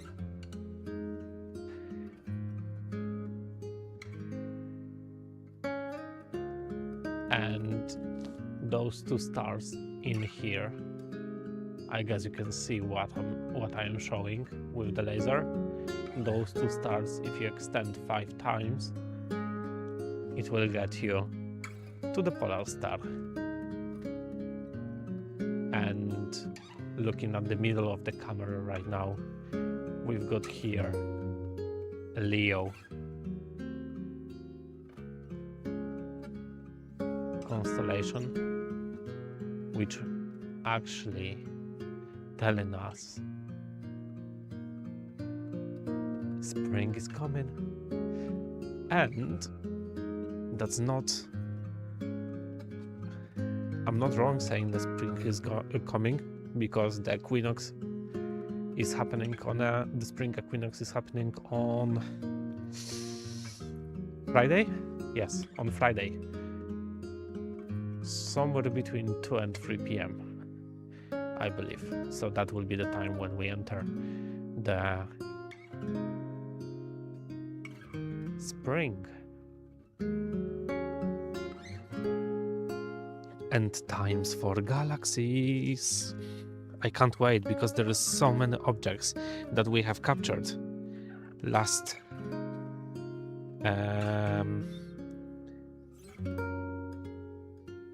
year on my old telescope, and I want to test them on the new telescope. So this will be a very exciting to actually check them again and compare old versus new telescope. Tomek Mixer says Dobson 10 inches with Barlow 2.5x and 7mm eyepiece. Oh my god, so you should... I can imagine that with that setup, you had a very good view. I would say... can't remember what was that. 9mm eyepiece? On 8-inch, 9mm, and double time Barlow. I was already satisfied with views that we had on the Jupiter with 7.5 and 2.5 Barlow on 10 inches. Wow, I'm jealous now. But well, as I mentioned earlier, probably my next next thing I will be buying will be 3 times Barlow or 4 times. That should bring much better views on Jupiter. Lucek, good wieczór. Good wieczór, Lucek. How are you doing?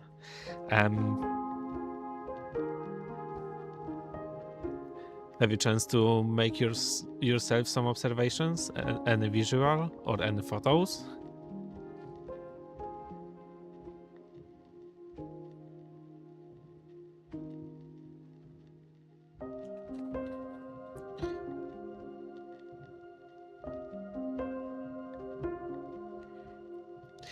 Jersey is saying I managed to observe the moons of Jupiter and the shadow of the moon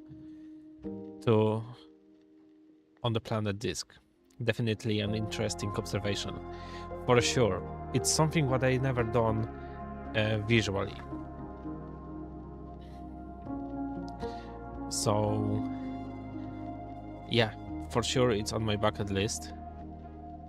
And yeah, one day I need to try as well.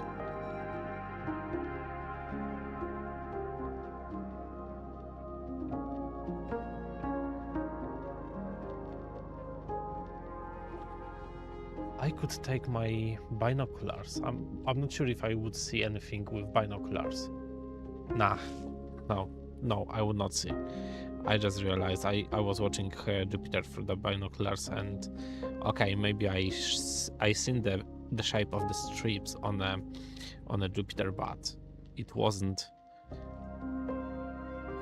as good as it could be through the telescope. So, checking quickly how this looks like unstacked.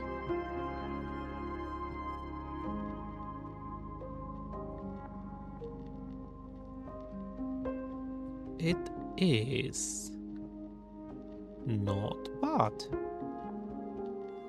Actually, it's looking good. Considering it's just 8-inch telescope, 2 times Barlow, and camera that isn't designed for planetary observations at all, because we are using ASI 294 MC Pro, which isn't. It's this camera have too big pixel size, so it's not best choice for that kind of observation.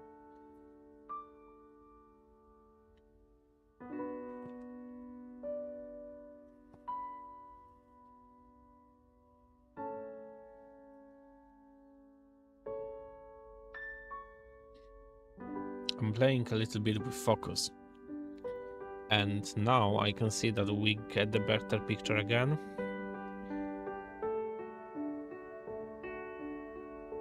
So yeah, changing temperature, and the focus is changing as well. Is it 9 degrees? 9.5 degrees outside.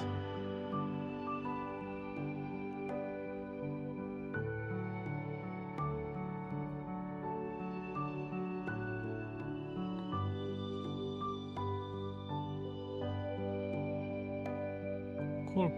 So let's see what we can achieve with a stack on that setting.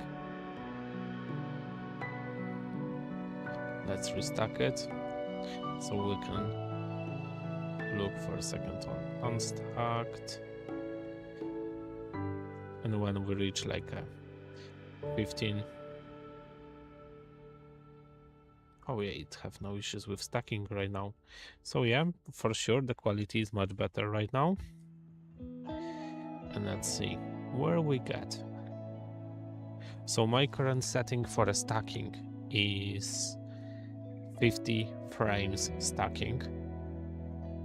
And when it reaches the 50 frames, it will remove one frame from the earliest and add new one on top, and it will be stacking that way all time round.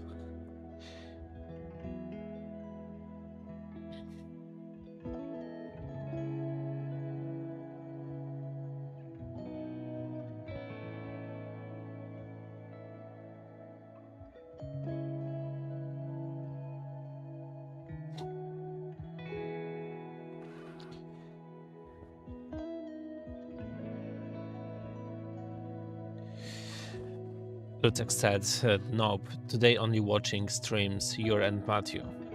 Are you planning any other objects or just Jupiter only?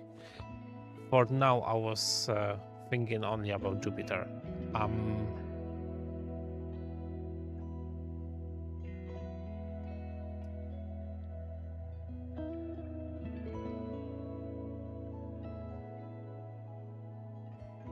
I know it's a clear sky. The clear sky that I didn't have for ages. But tomorrow I have a very challenging day. And looking at the weather forecast, let me have a look quickly on the weather forecast, because to be honest, I was thinking also to get up in the morning and get some Milky Way shots.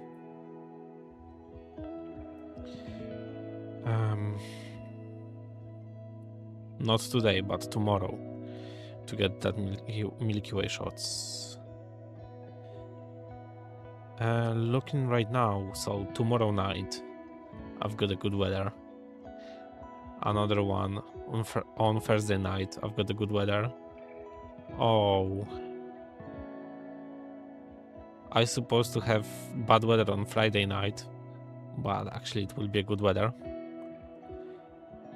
And Saturday,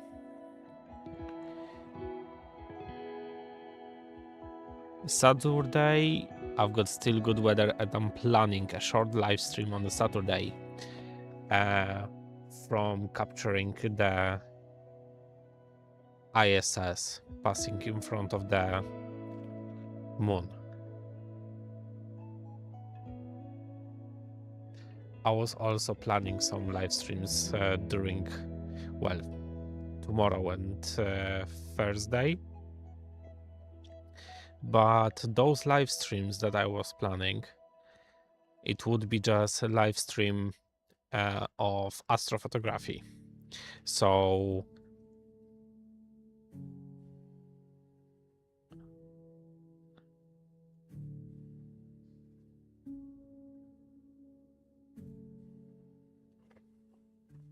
what's that?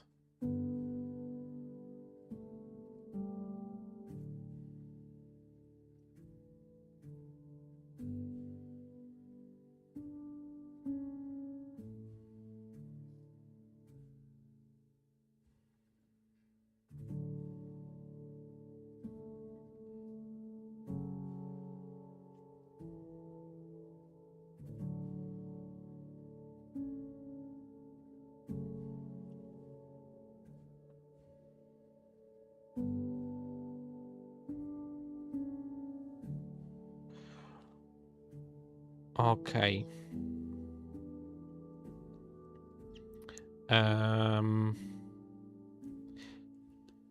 Andrzej, please ignore that what Streamlabs said. That was... I need to look into the settings on this one.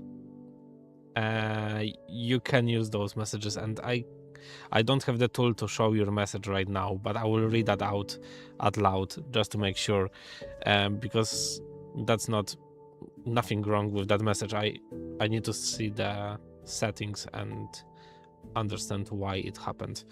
So yeah, my apologies for this. Andrzej said, if you speak about real astronomical objects, I couldn't catch anyone. We are doing radio test for DASR, Dolnośląska Awaryjna Sieć Radiowa, Polish equivalent for RAINET, Lower Silesian Division. Very interesting. I'm not that much into the radio, but it is always very interesting subject to discuss. So yeah, for sure I will need to read more about this. And sorry again for deleted message. Don't ignore that one. I tried to reinstate that message, but I am not allowed to. Yeah. I was speaking about live streams. So tomorrow or on Thursday. It depends when the weather will be better. I will be live streaming my astrophotography session. It will be mostly as astronomy and chill, so mostly it will be without my comment, but I might jump on commenting as well, especially the preparation stage. So when I will be preparing setup and setting everything up for the astrophotography session, then I might to make some comments. I'm not like someone who knows everything about astrophotography and can teach you.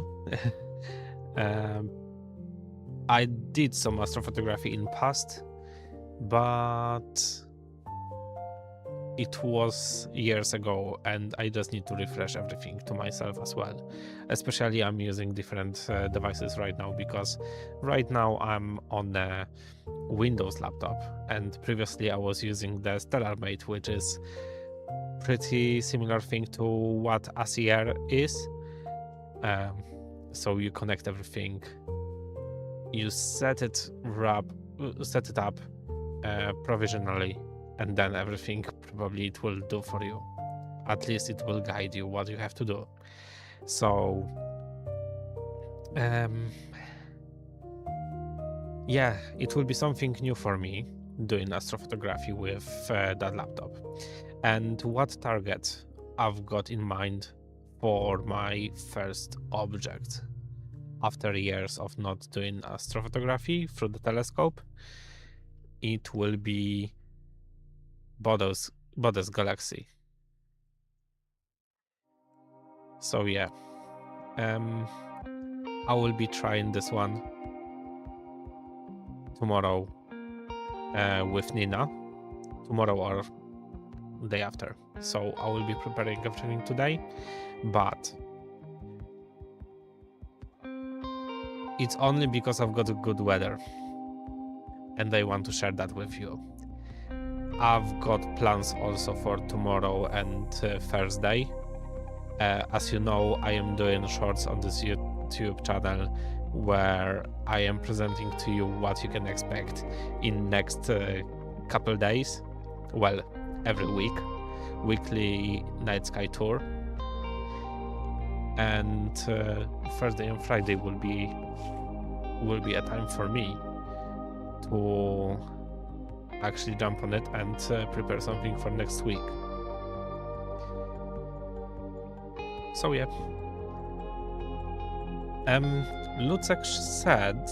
Lucek asked me if I am planning any other objects than Jupiter today. You know what? I just thought right now, maybe while we have that Barlow in, maybe we can look at something smaller,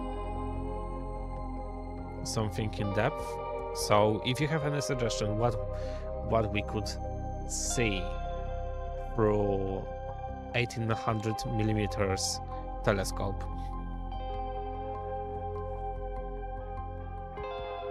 drop me a suggestion and we can have a quick look. So we can scroll through few objects. I might have a look as well in a minute. At the moment, I see some comments.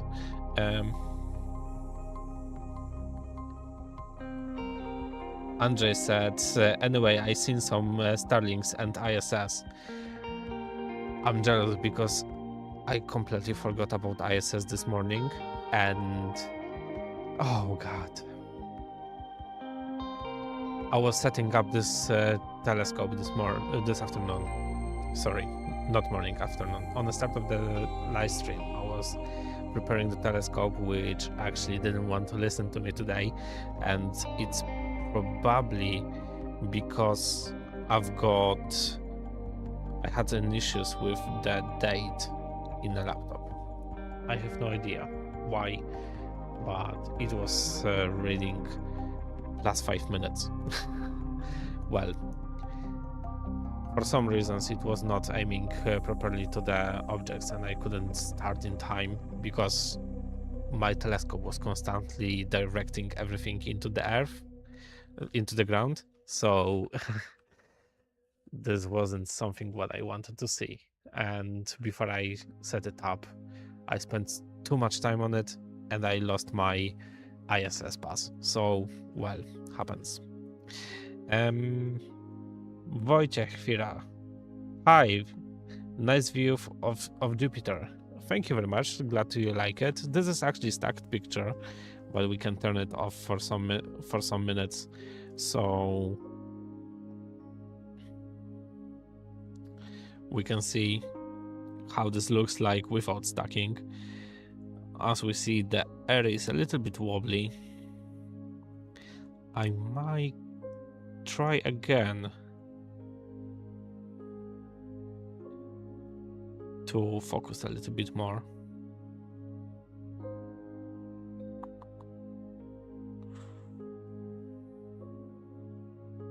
Yeah, the temperature is changing. This means I will be losing the sharpness, and I need to keep correcting it.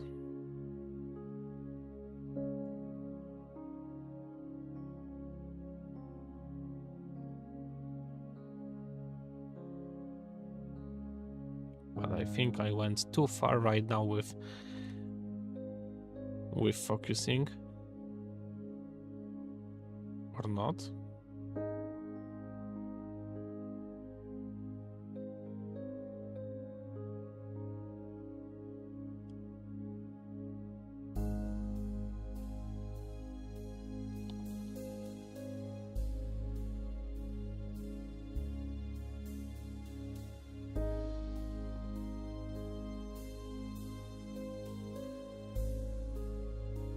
It's very difficult to find the right focus in those conditions.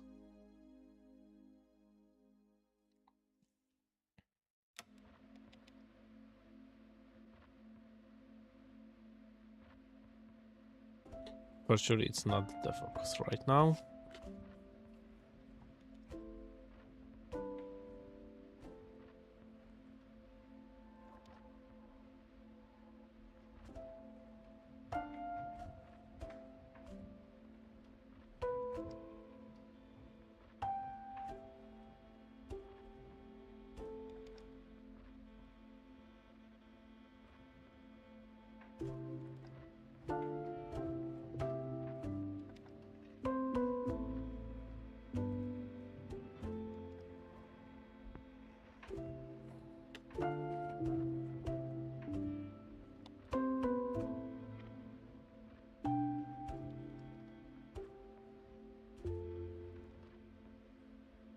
Sorry, I will be quiet for a few seconds. I just need to focus on it so I get right focus.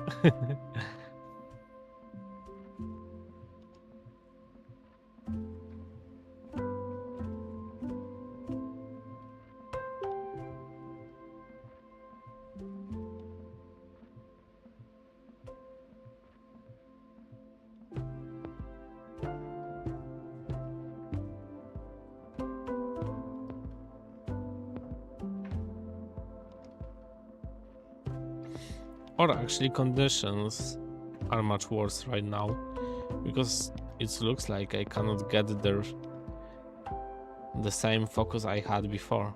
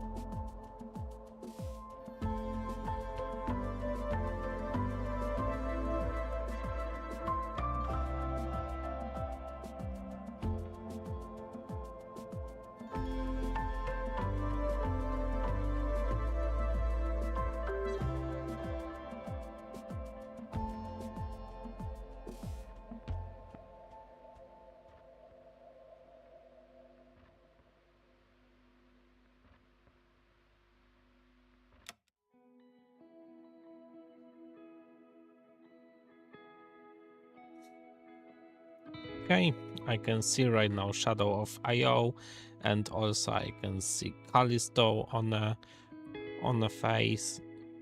So at the moment, so I can show you quickly.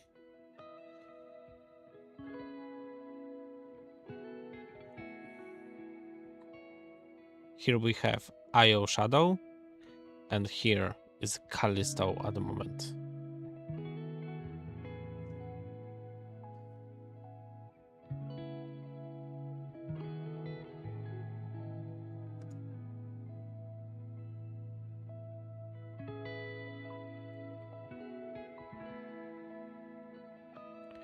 And looking quickly at the planetarium software,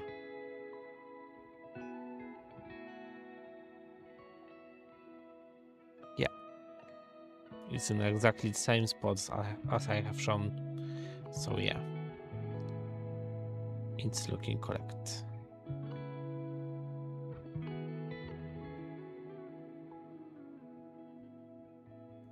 Righto.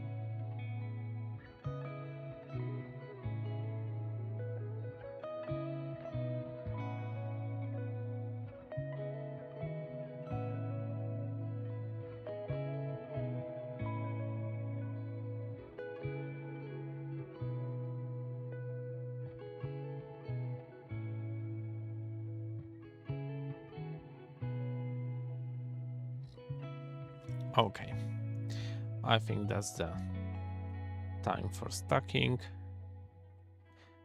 I won't get better focus today. Well, today, right now, on this one, but I can see right now, yes, it's not stuck in every single frame. It's actually dropping a lot. So yeah, the conditions are much worse than it was before. And we can see also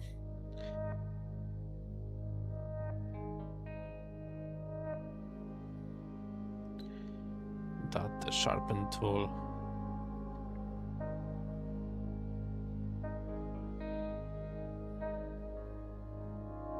went too hard with adjustments.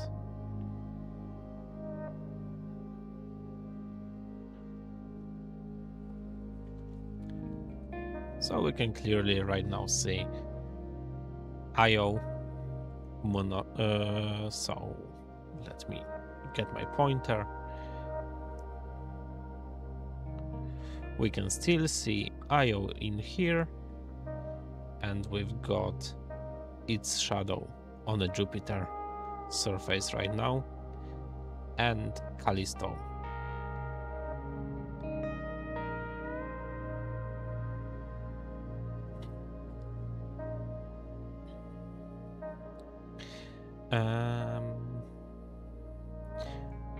Andrzej is asking if this is a 180 characters limitation.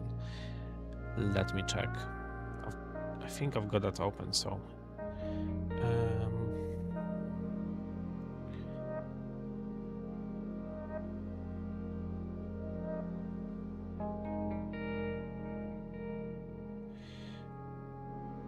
caps lock protection, sample protection, link protection,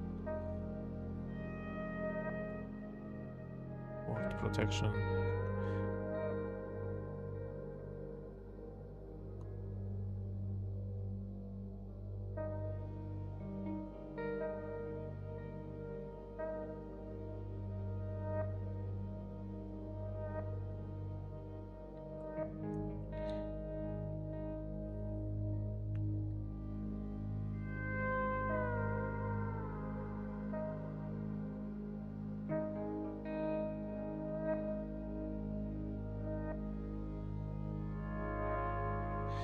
It was for 130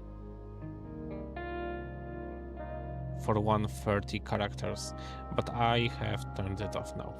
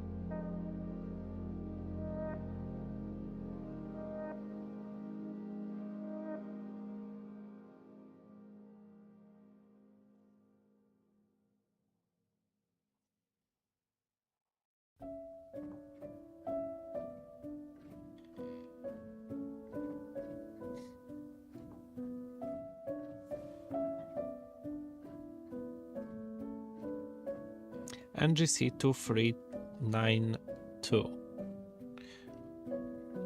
NGC 2392.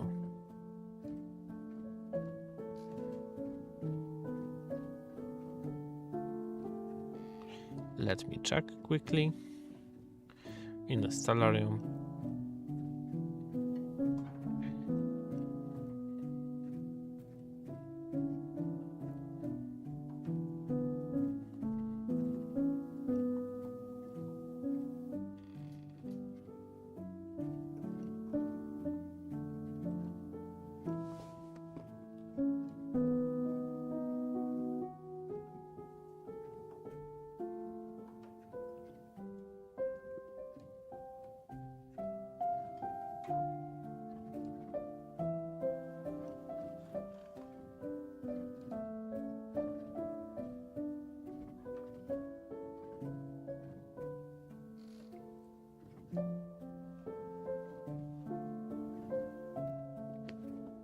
It's not loading me any images, so I need to check on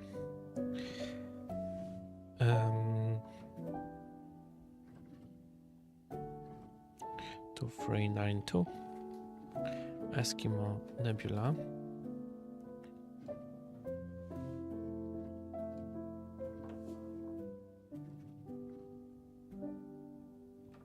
That will be challenging.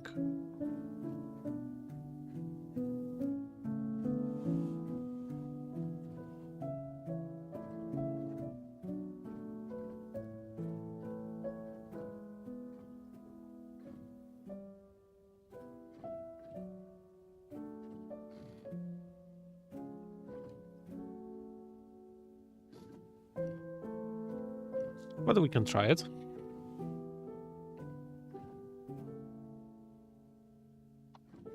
It's 9 magnitude though, so yeah, it's not looking that bad. Oh yeah, it's just loaded the picture. So I supposed to add here bar load 2 times. Oh my god, it's very small, but I like those challenges, so we'll go for it. I'll show you quickly how this will look like.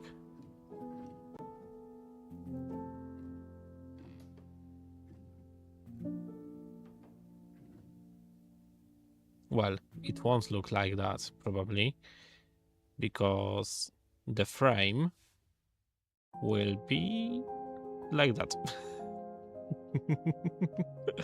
So probably we will be zooming exactly same way as we do right now.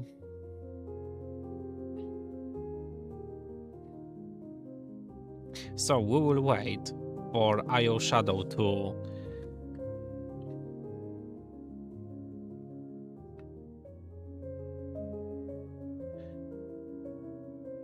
Is it time for Needle Galaxy already?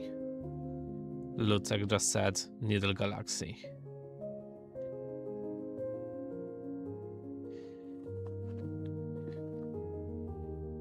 Let me see quickly.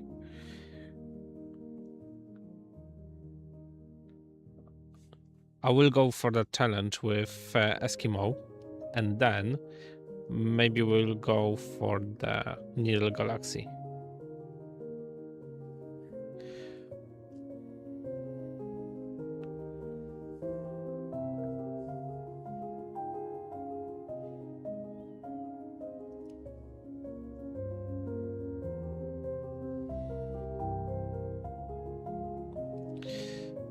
You're saying it is high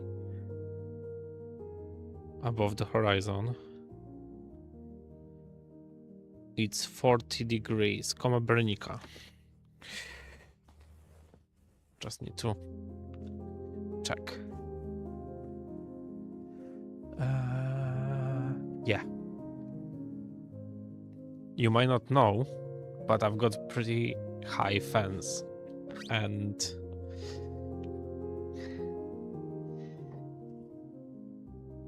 some objects are really challenging for me.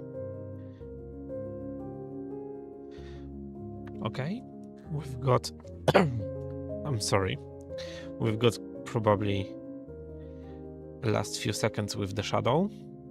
We don't wait for the Callisto to get out of the disk, but the shadow will be in 1 or 2 minutes out of the Jupiter, and then we can move easily to one of those objects.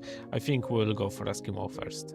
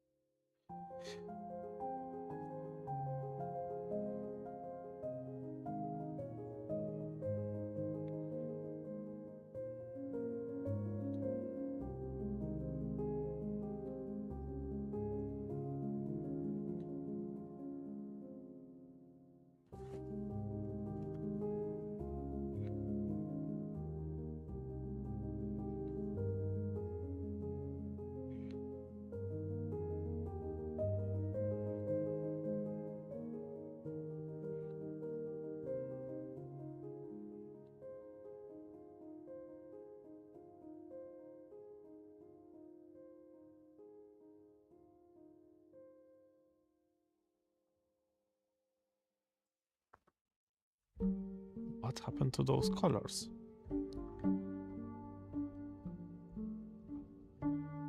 Okay, it looks nice, okay.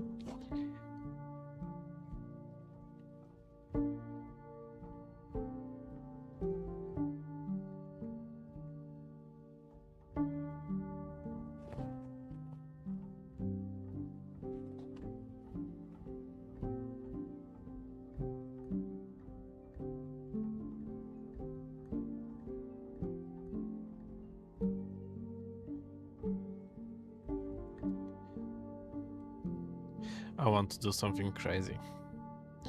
I'm not sure if it will be worth, but let's look at the pixels. Oh my god.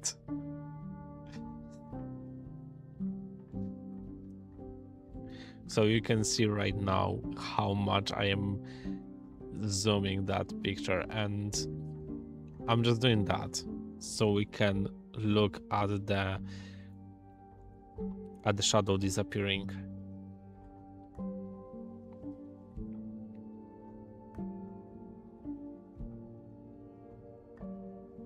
Callisto will probably disappear in next, I don't know, maybe 15-20 minutes. Oh well, Callisto will not disappear. Callisto will just move out, and instead of being like a dark point on a Jupiter, it will be shining moon next to it. 8-bit era pixel art Jupiter, yay!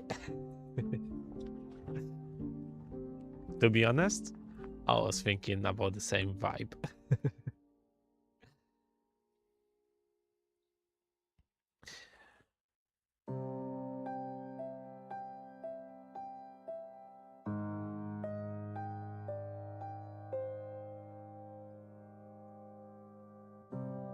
Yeah, so the shadow is nearly gone.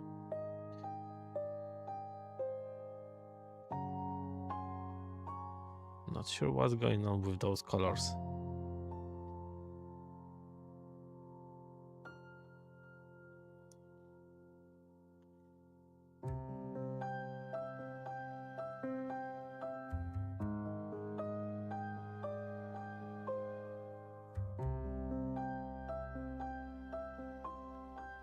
Right, and I think this is the moment when the shadow disappeared.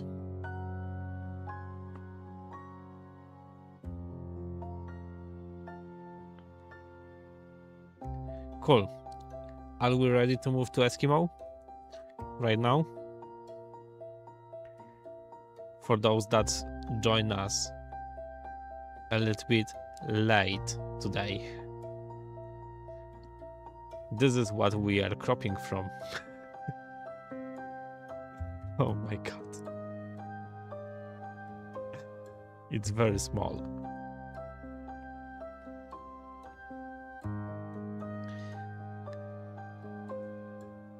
And this is pixel to pixel rate. So 100% zoom. 1 pixel on this image is exactly 1 pixel from my camera. And most of the times we were watching it at 400 zoom.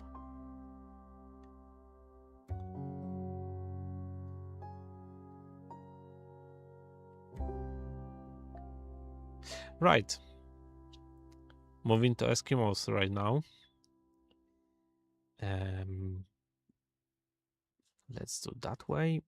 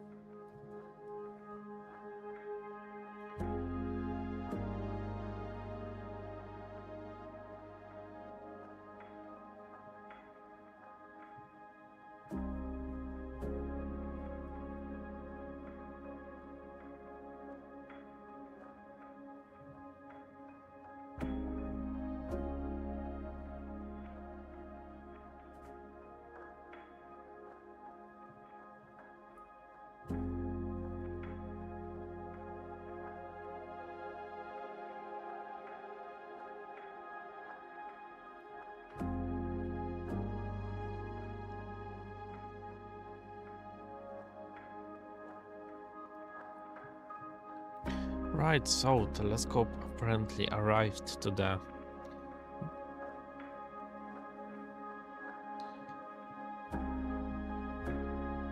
Oh yes, we've got a little Eskimos.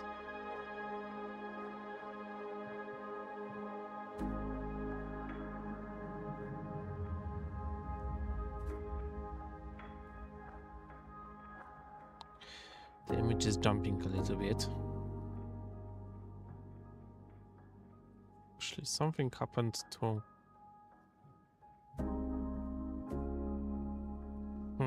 interesting.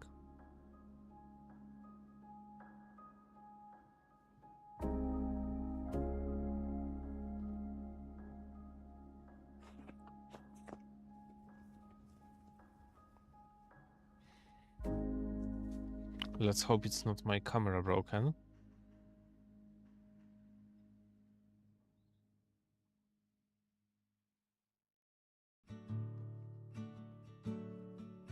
Let me try to reconnect.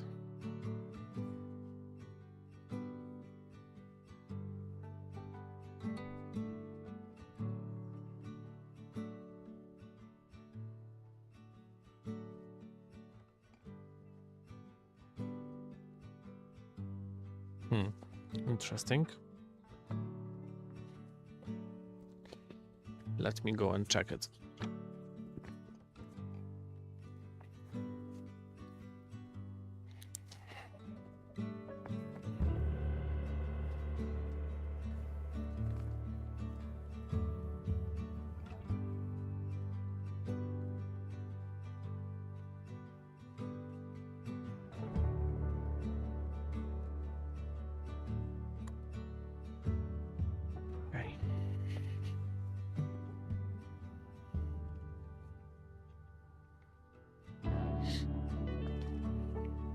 So what I was doing at the moment, I was checking if the camera is correctly connected, and also I was checking the cable at the hub that is on the telescope. Let's see. How did it go?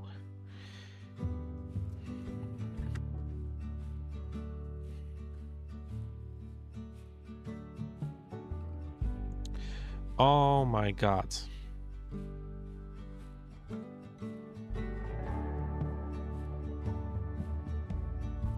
That was a silly mistake. I know what happened. And I realized when I came back.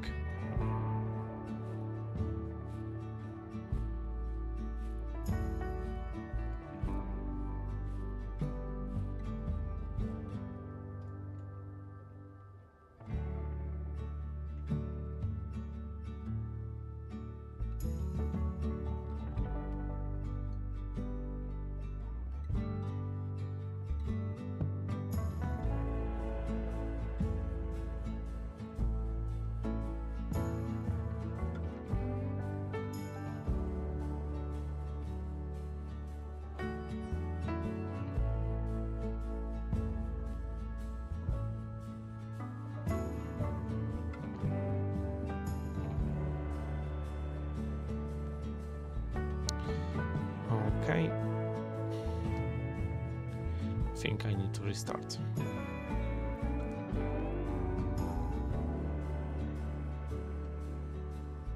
When something doesn't work, turn it off and on again.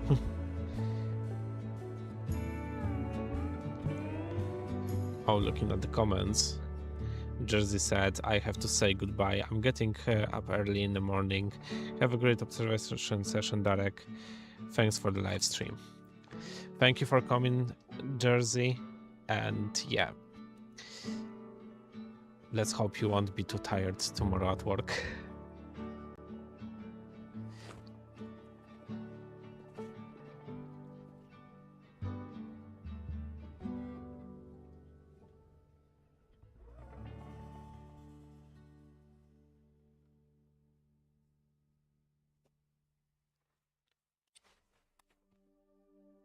One, two, 1, 2. Oh yes, I can hear myself. Okay.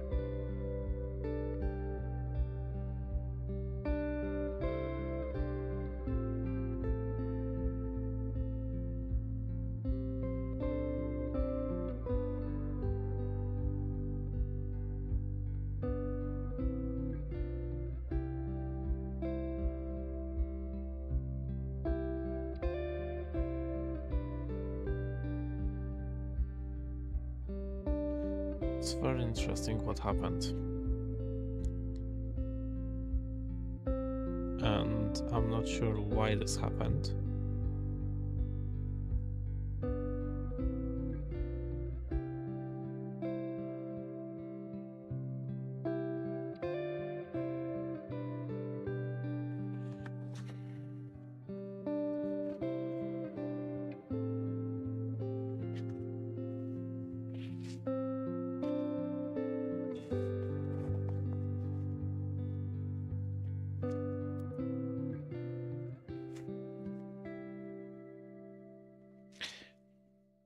But for some reasons,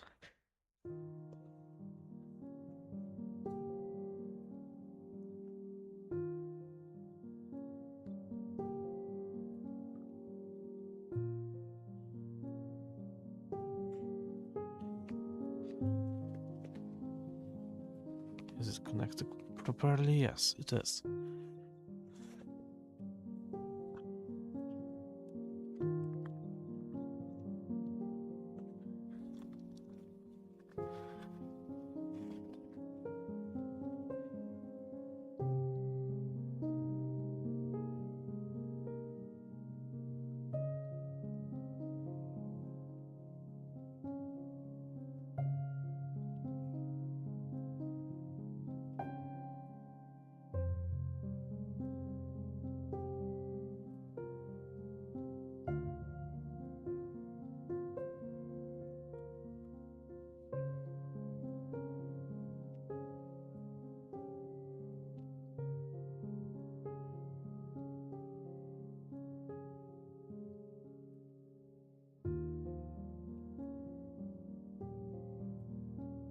Okay, now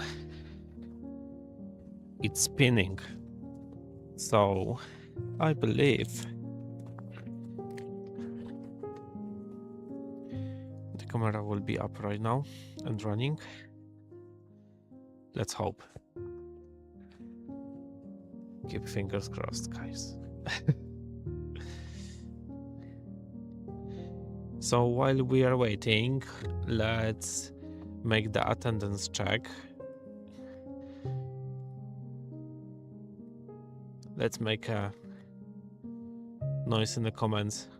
Let me know that you are here, that you are listening, that you are watching.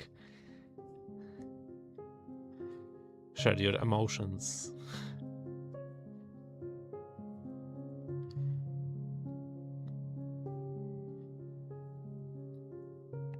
Okay, I see, it's better now.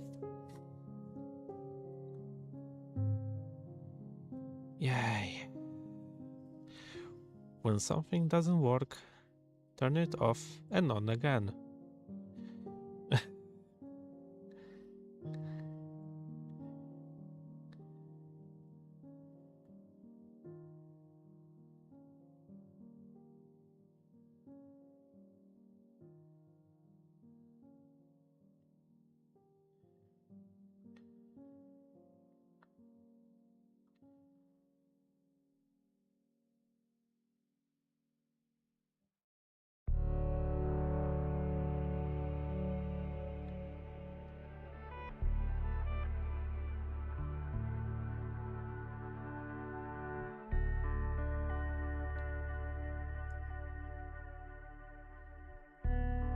Okay.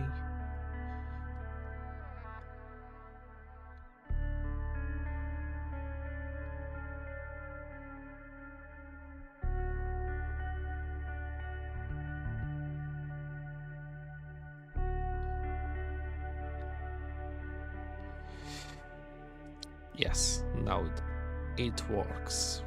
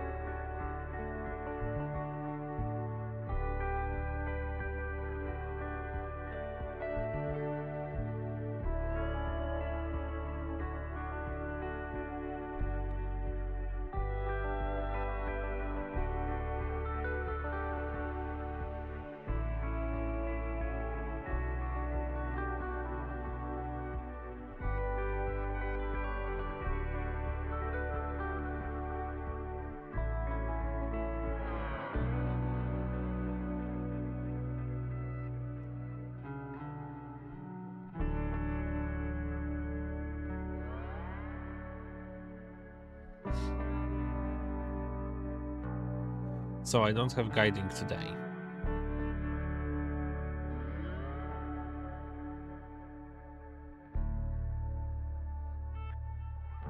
But let's see what we can get out of this object.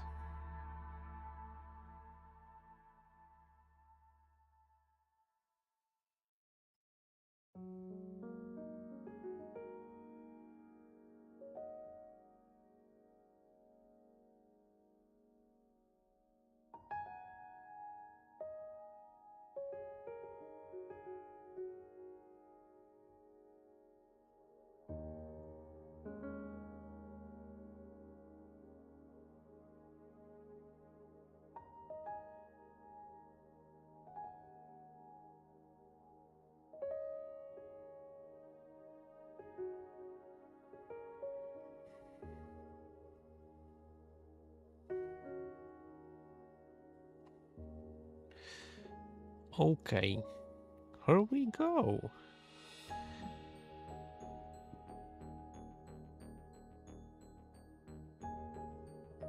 Three, two, one. And here it is, the Eskimos.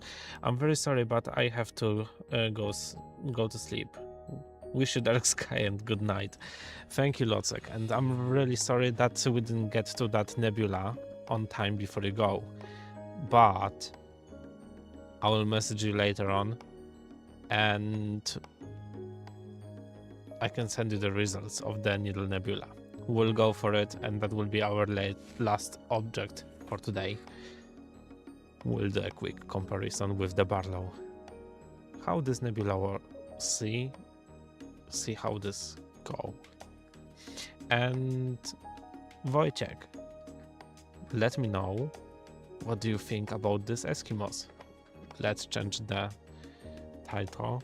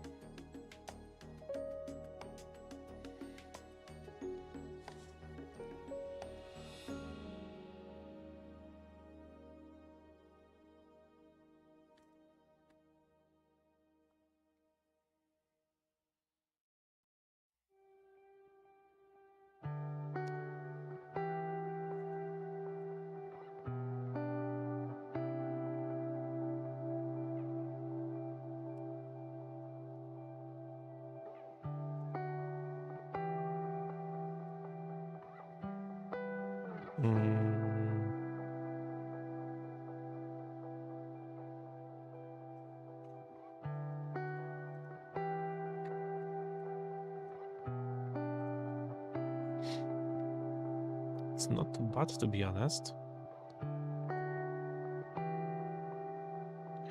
Not too bad.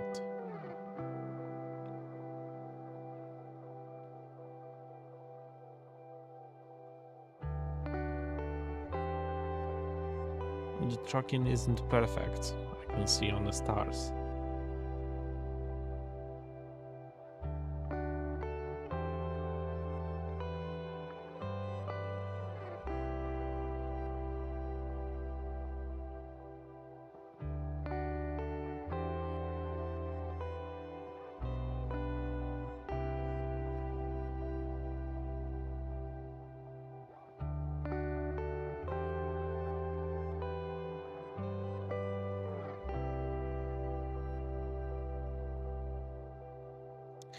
Incredible.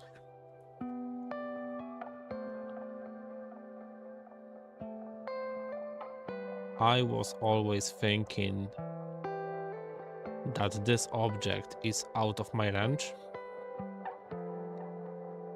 I was always thinking that I won't be able to capture this object because it's too small.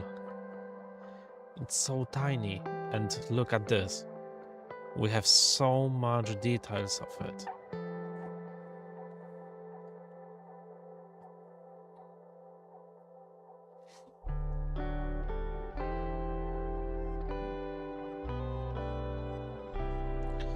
I need to check on Astronomy.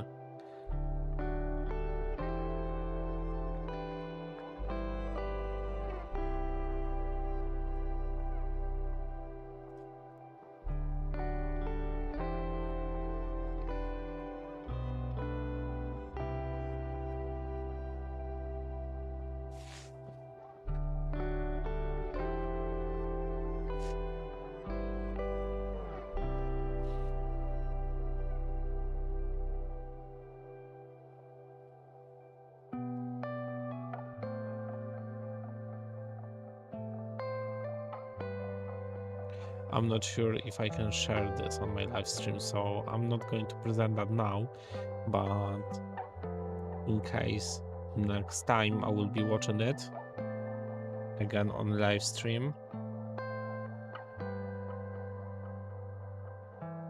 I will check for that time if we can do anything with sharing the Astrobeam on a live stream. But to be honest, looking at someone's pictures like proper astrophotography,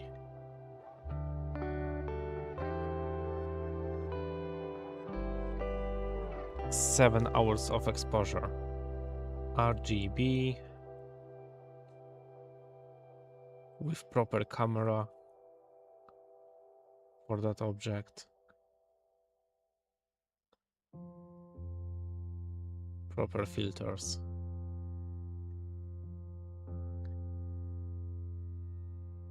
And very good telescope because it was on Celestron C11.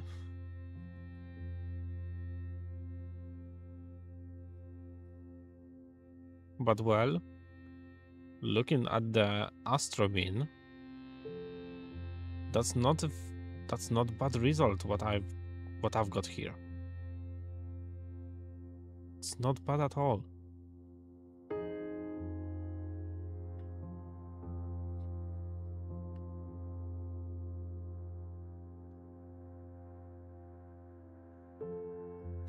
Sandalion says it looks nice.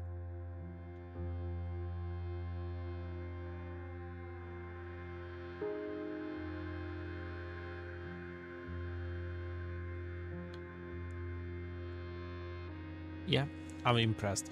And I need to mention, I'm photographing this from Borto 7, 8 area, still with all street lights on.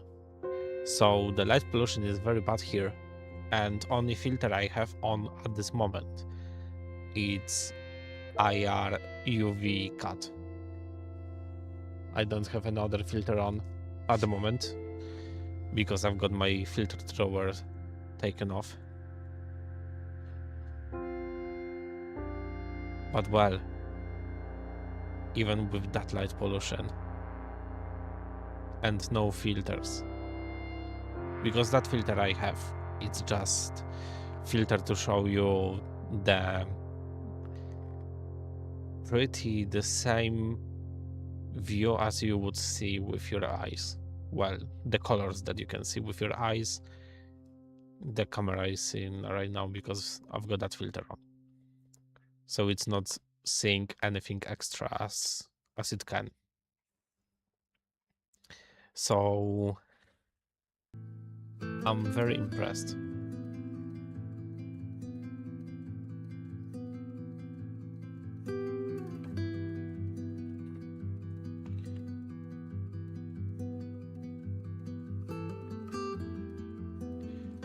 Let's try to turn off the live stacking.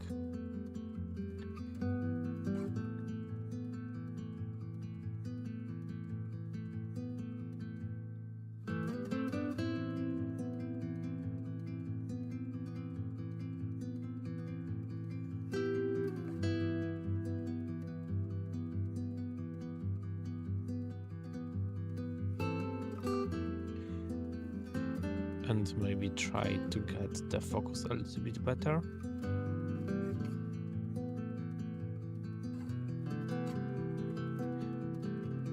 But I need to catch the end of the frame.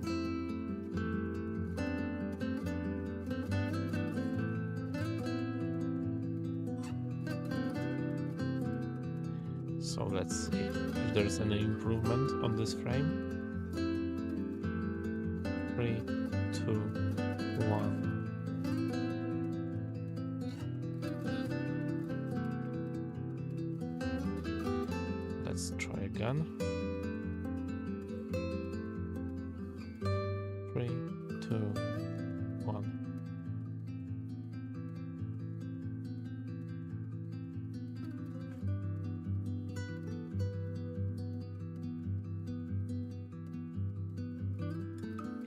it won't be because the target is moving across the frame. Oh, the stars are looking smaller now. Let's try again. Let's see what it will do right now.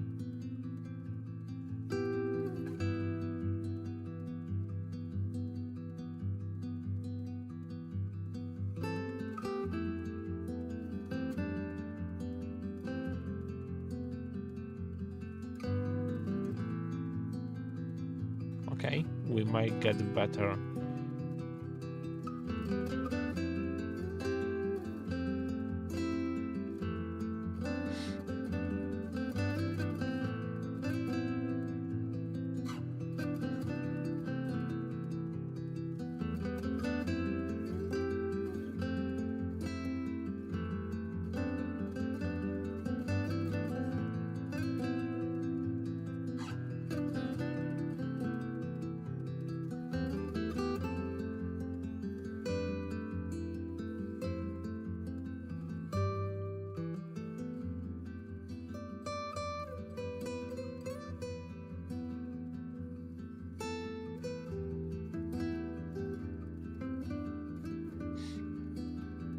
Yeah, I would say there is more detail in the picture right now.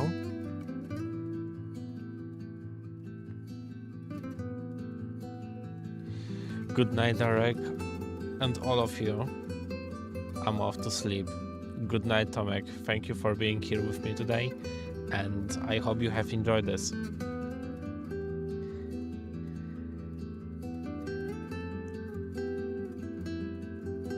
I must say, Tomek Mixer is one of my patrons, and thanks to his support, I was able to start doing the observations outside of my home with my mount and my telescope, because thanks to his support, I was able to buy myself the battery that I could charge everything where I were at the time. And this is bringing everything to the next level. Whenever there will be a weekend or the time that I don't have to go to work and will be a clear sky, I will be going somewhere with my telescope to set it up there and live stream. And this is everything possible thanks to patrons. So thank you very much. Thank you very much to all the patrons that support me. And if any one of you would like to consider supporting me as well, the links are in the description. You can even use the donation that will bring the message for you on a main screen of this live stream.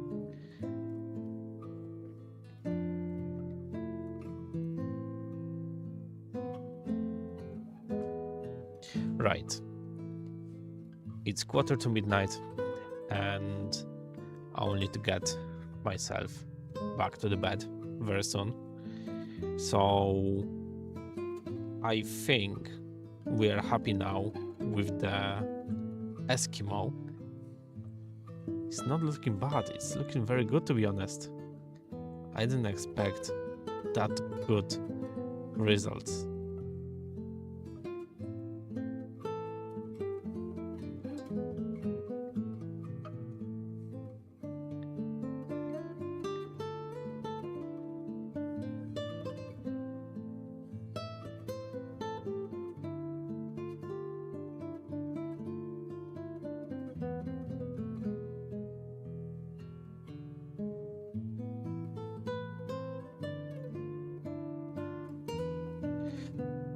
Awesome.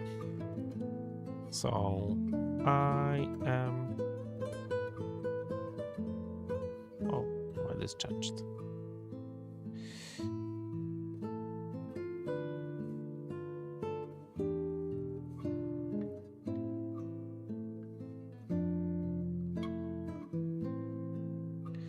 right? I have saved that one as a stack, so I might get something done with it. It's not much data in here, but I will consider that for the next time. And right now we'll move to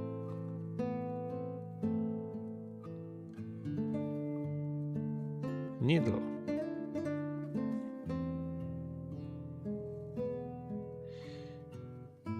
Four, 5, 6, 5.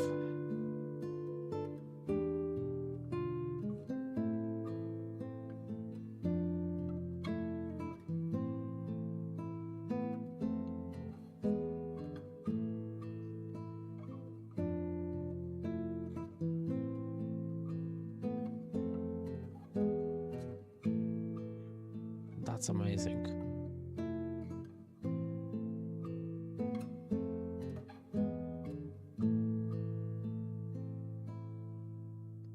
I'll just quickly look at a single frame.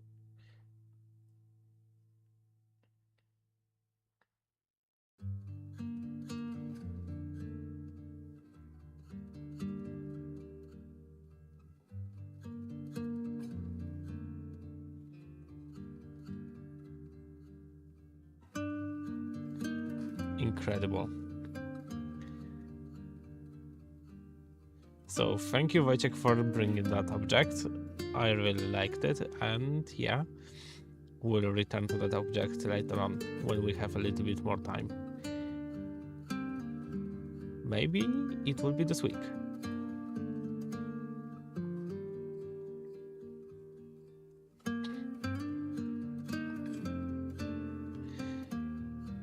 Now, moving to needle.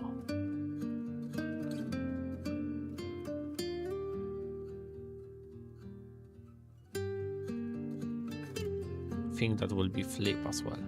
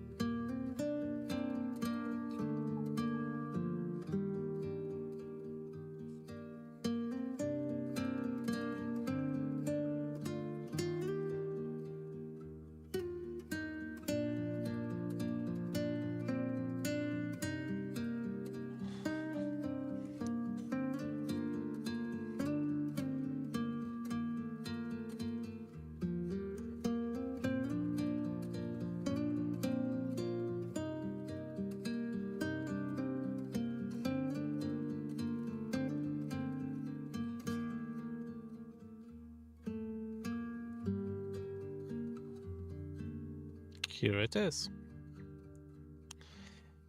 In our view, let's just move that to the center.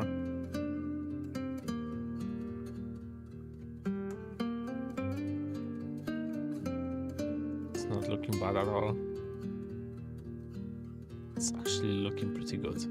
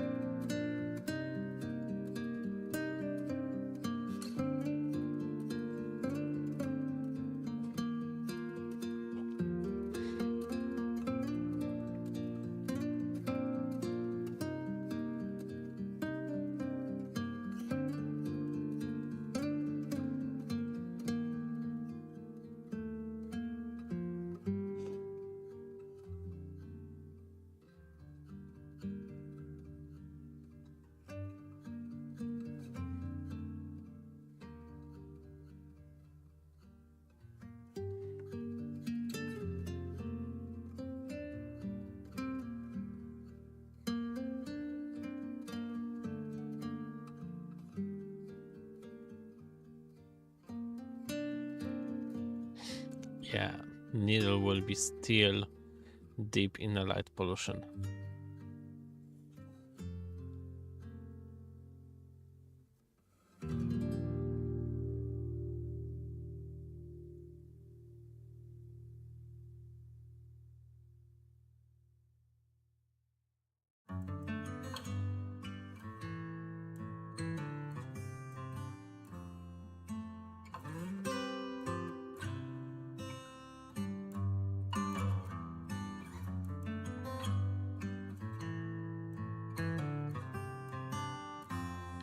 Okay, so here we need to just wait.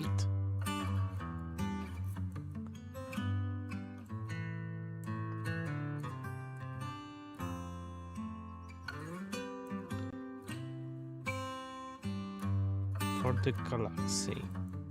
Well, for the noise to disappear.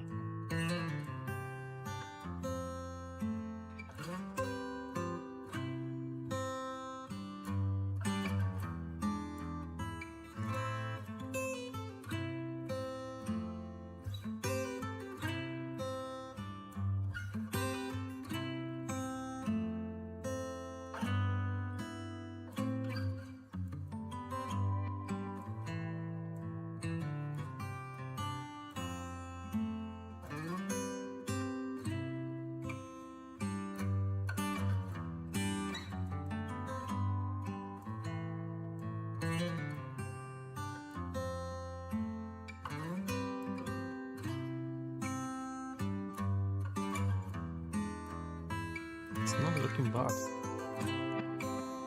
It's looking good, to be honest.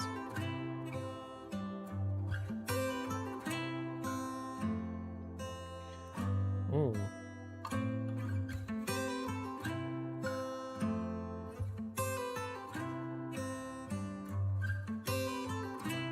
What happened?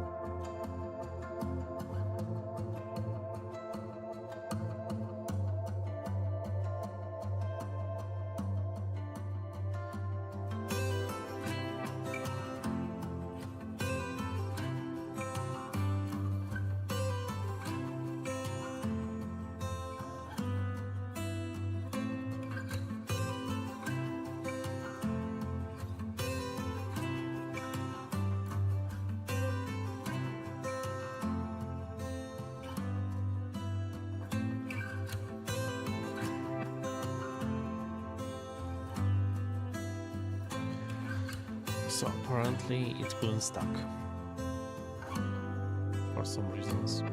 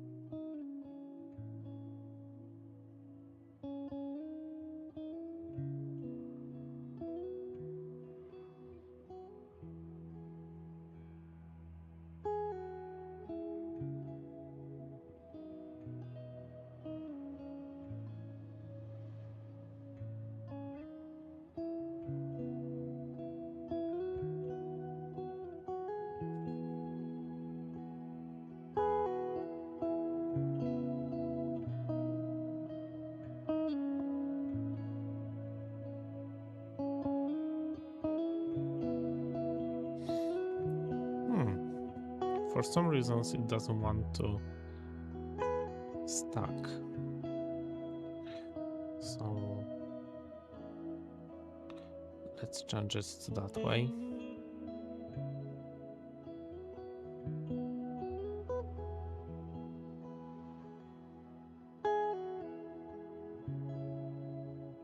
Stars are not so round.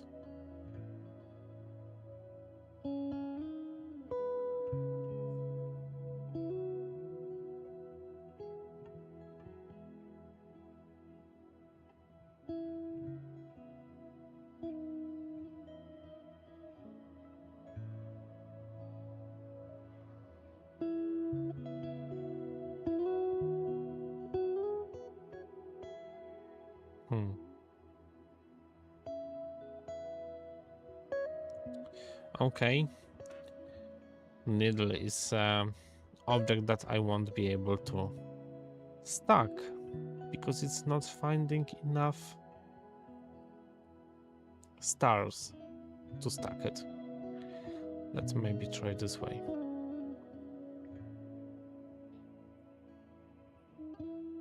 Maybe we can do 30 seconds exposures, but I'm not sure if my tracking will be good enough for this.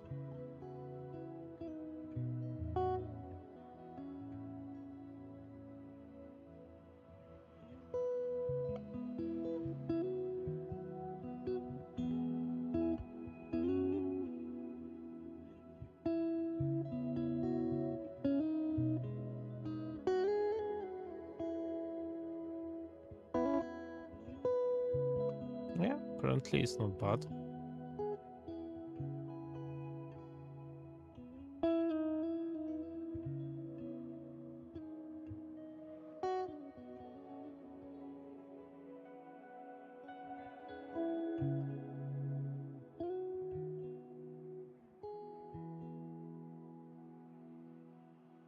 Yay! It worked. So it is stacking now.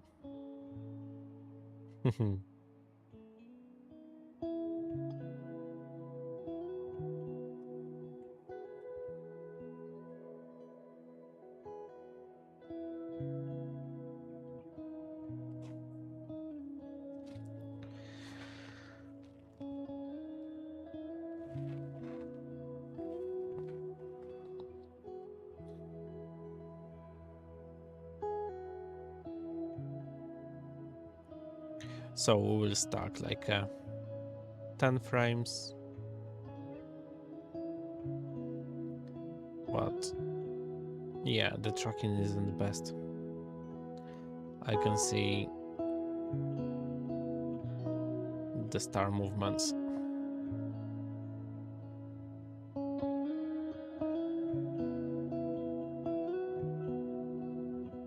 So it's not perfect, but it's not bad as well.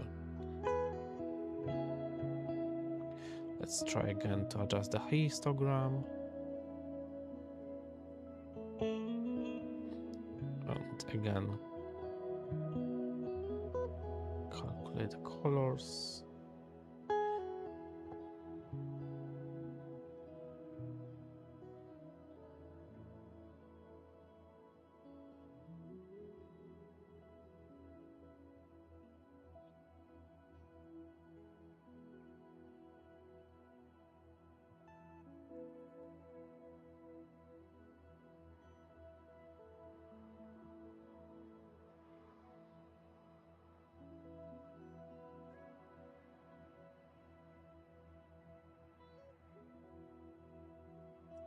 Yeah, we can look into that next time when I have a proper galaxy setup. At the moment I had just Jupiter setup to catch the transits.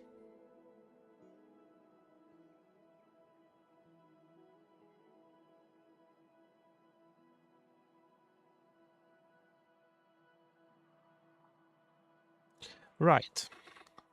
I hope you have liked this video. I hope you liked this live stream. And yeah, this is time for me to go back home. I'm properly cold right now, and I think it's time to finish. Also, I've got challenging day tomorrow, so I need to get ahead and go sleep. So thank you all for coming to this live stream. I hope you have enjoyed that, and yeah, see you later.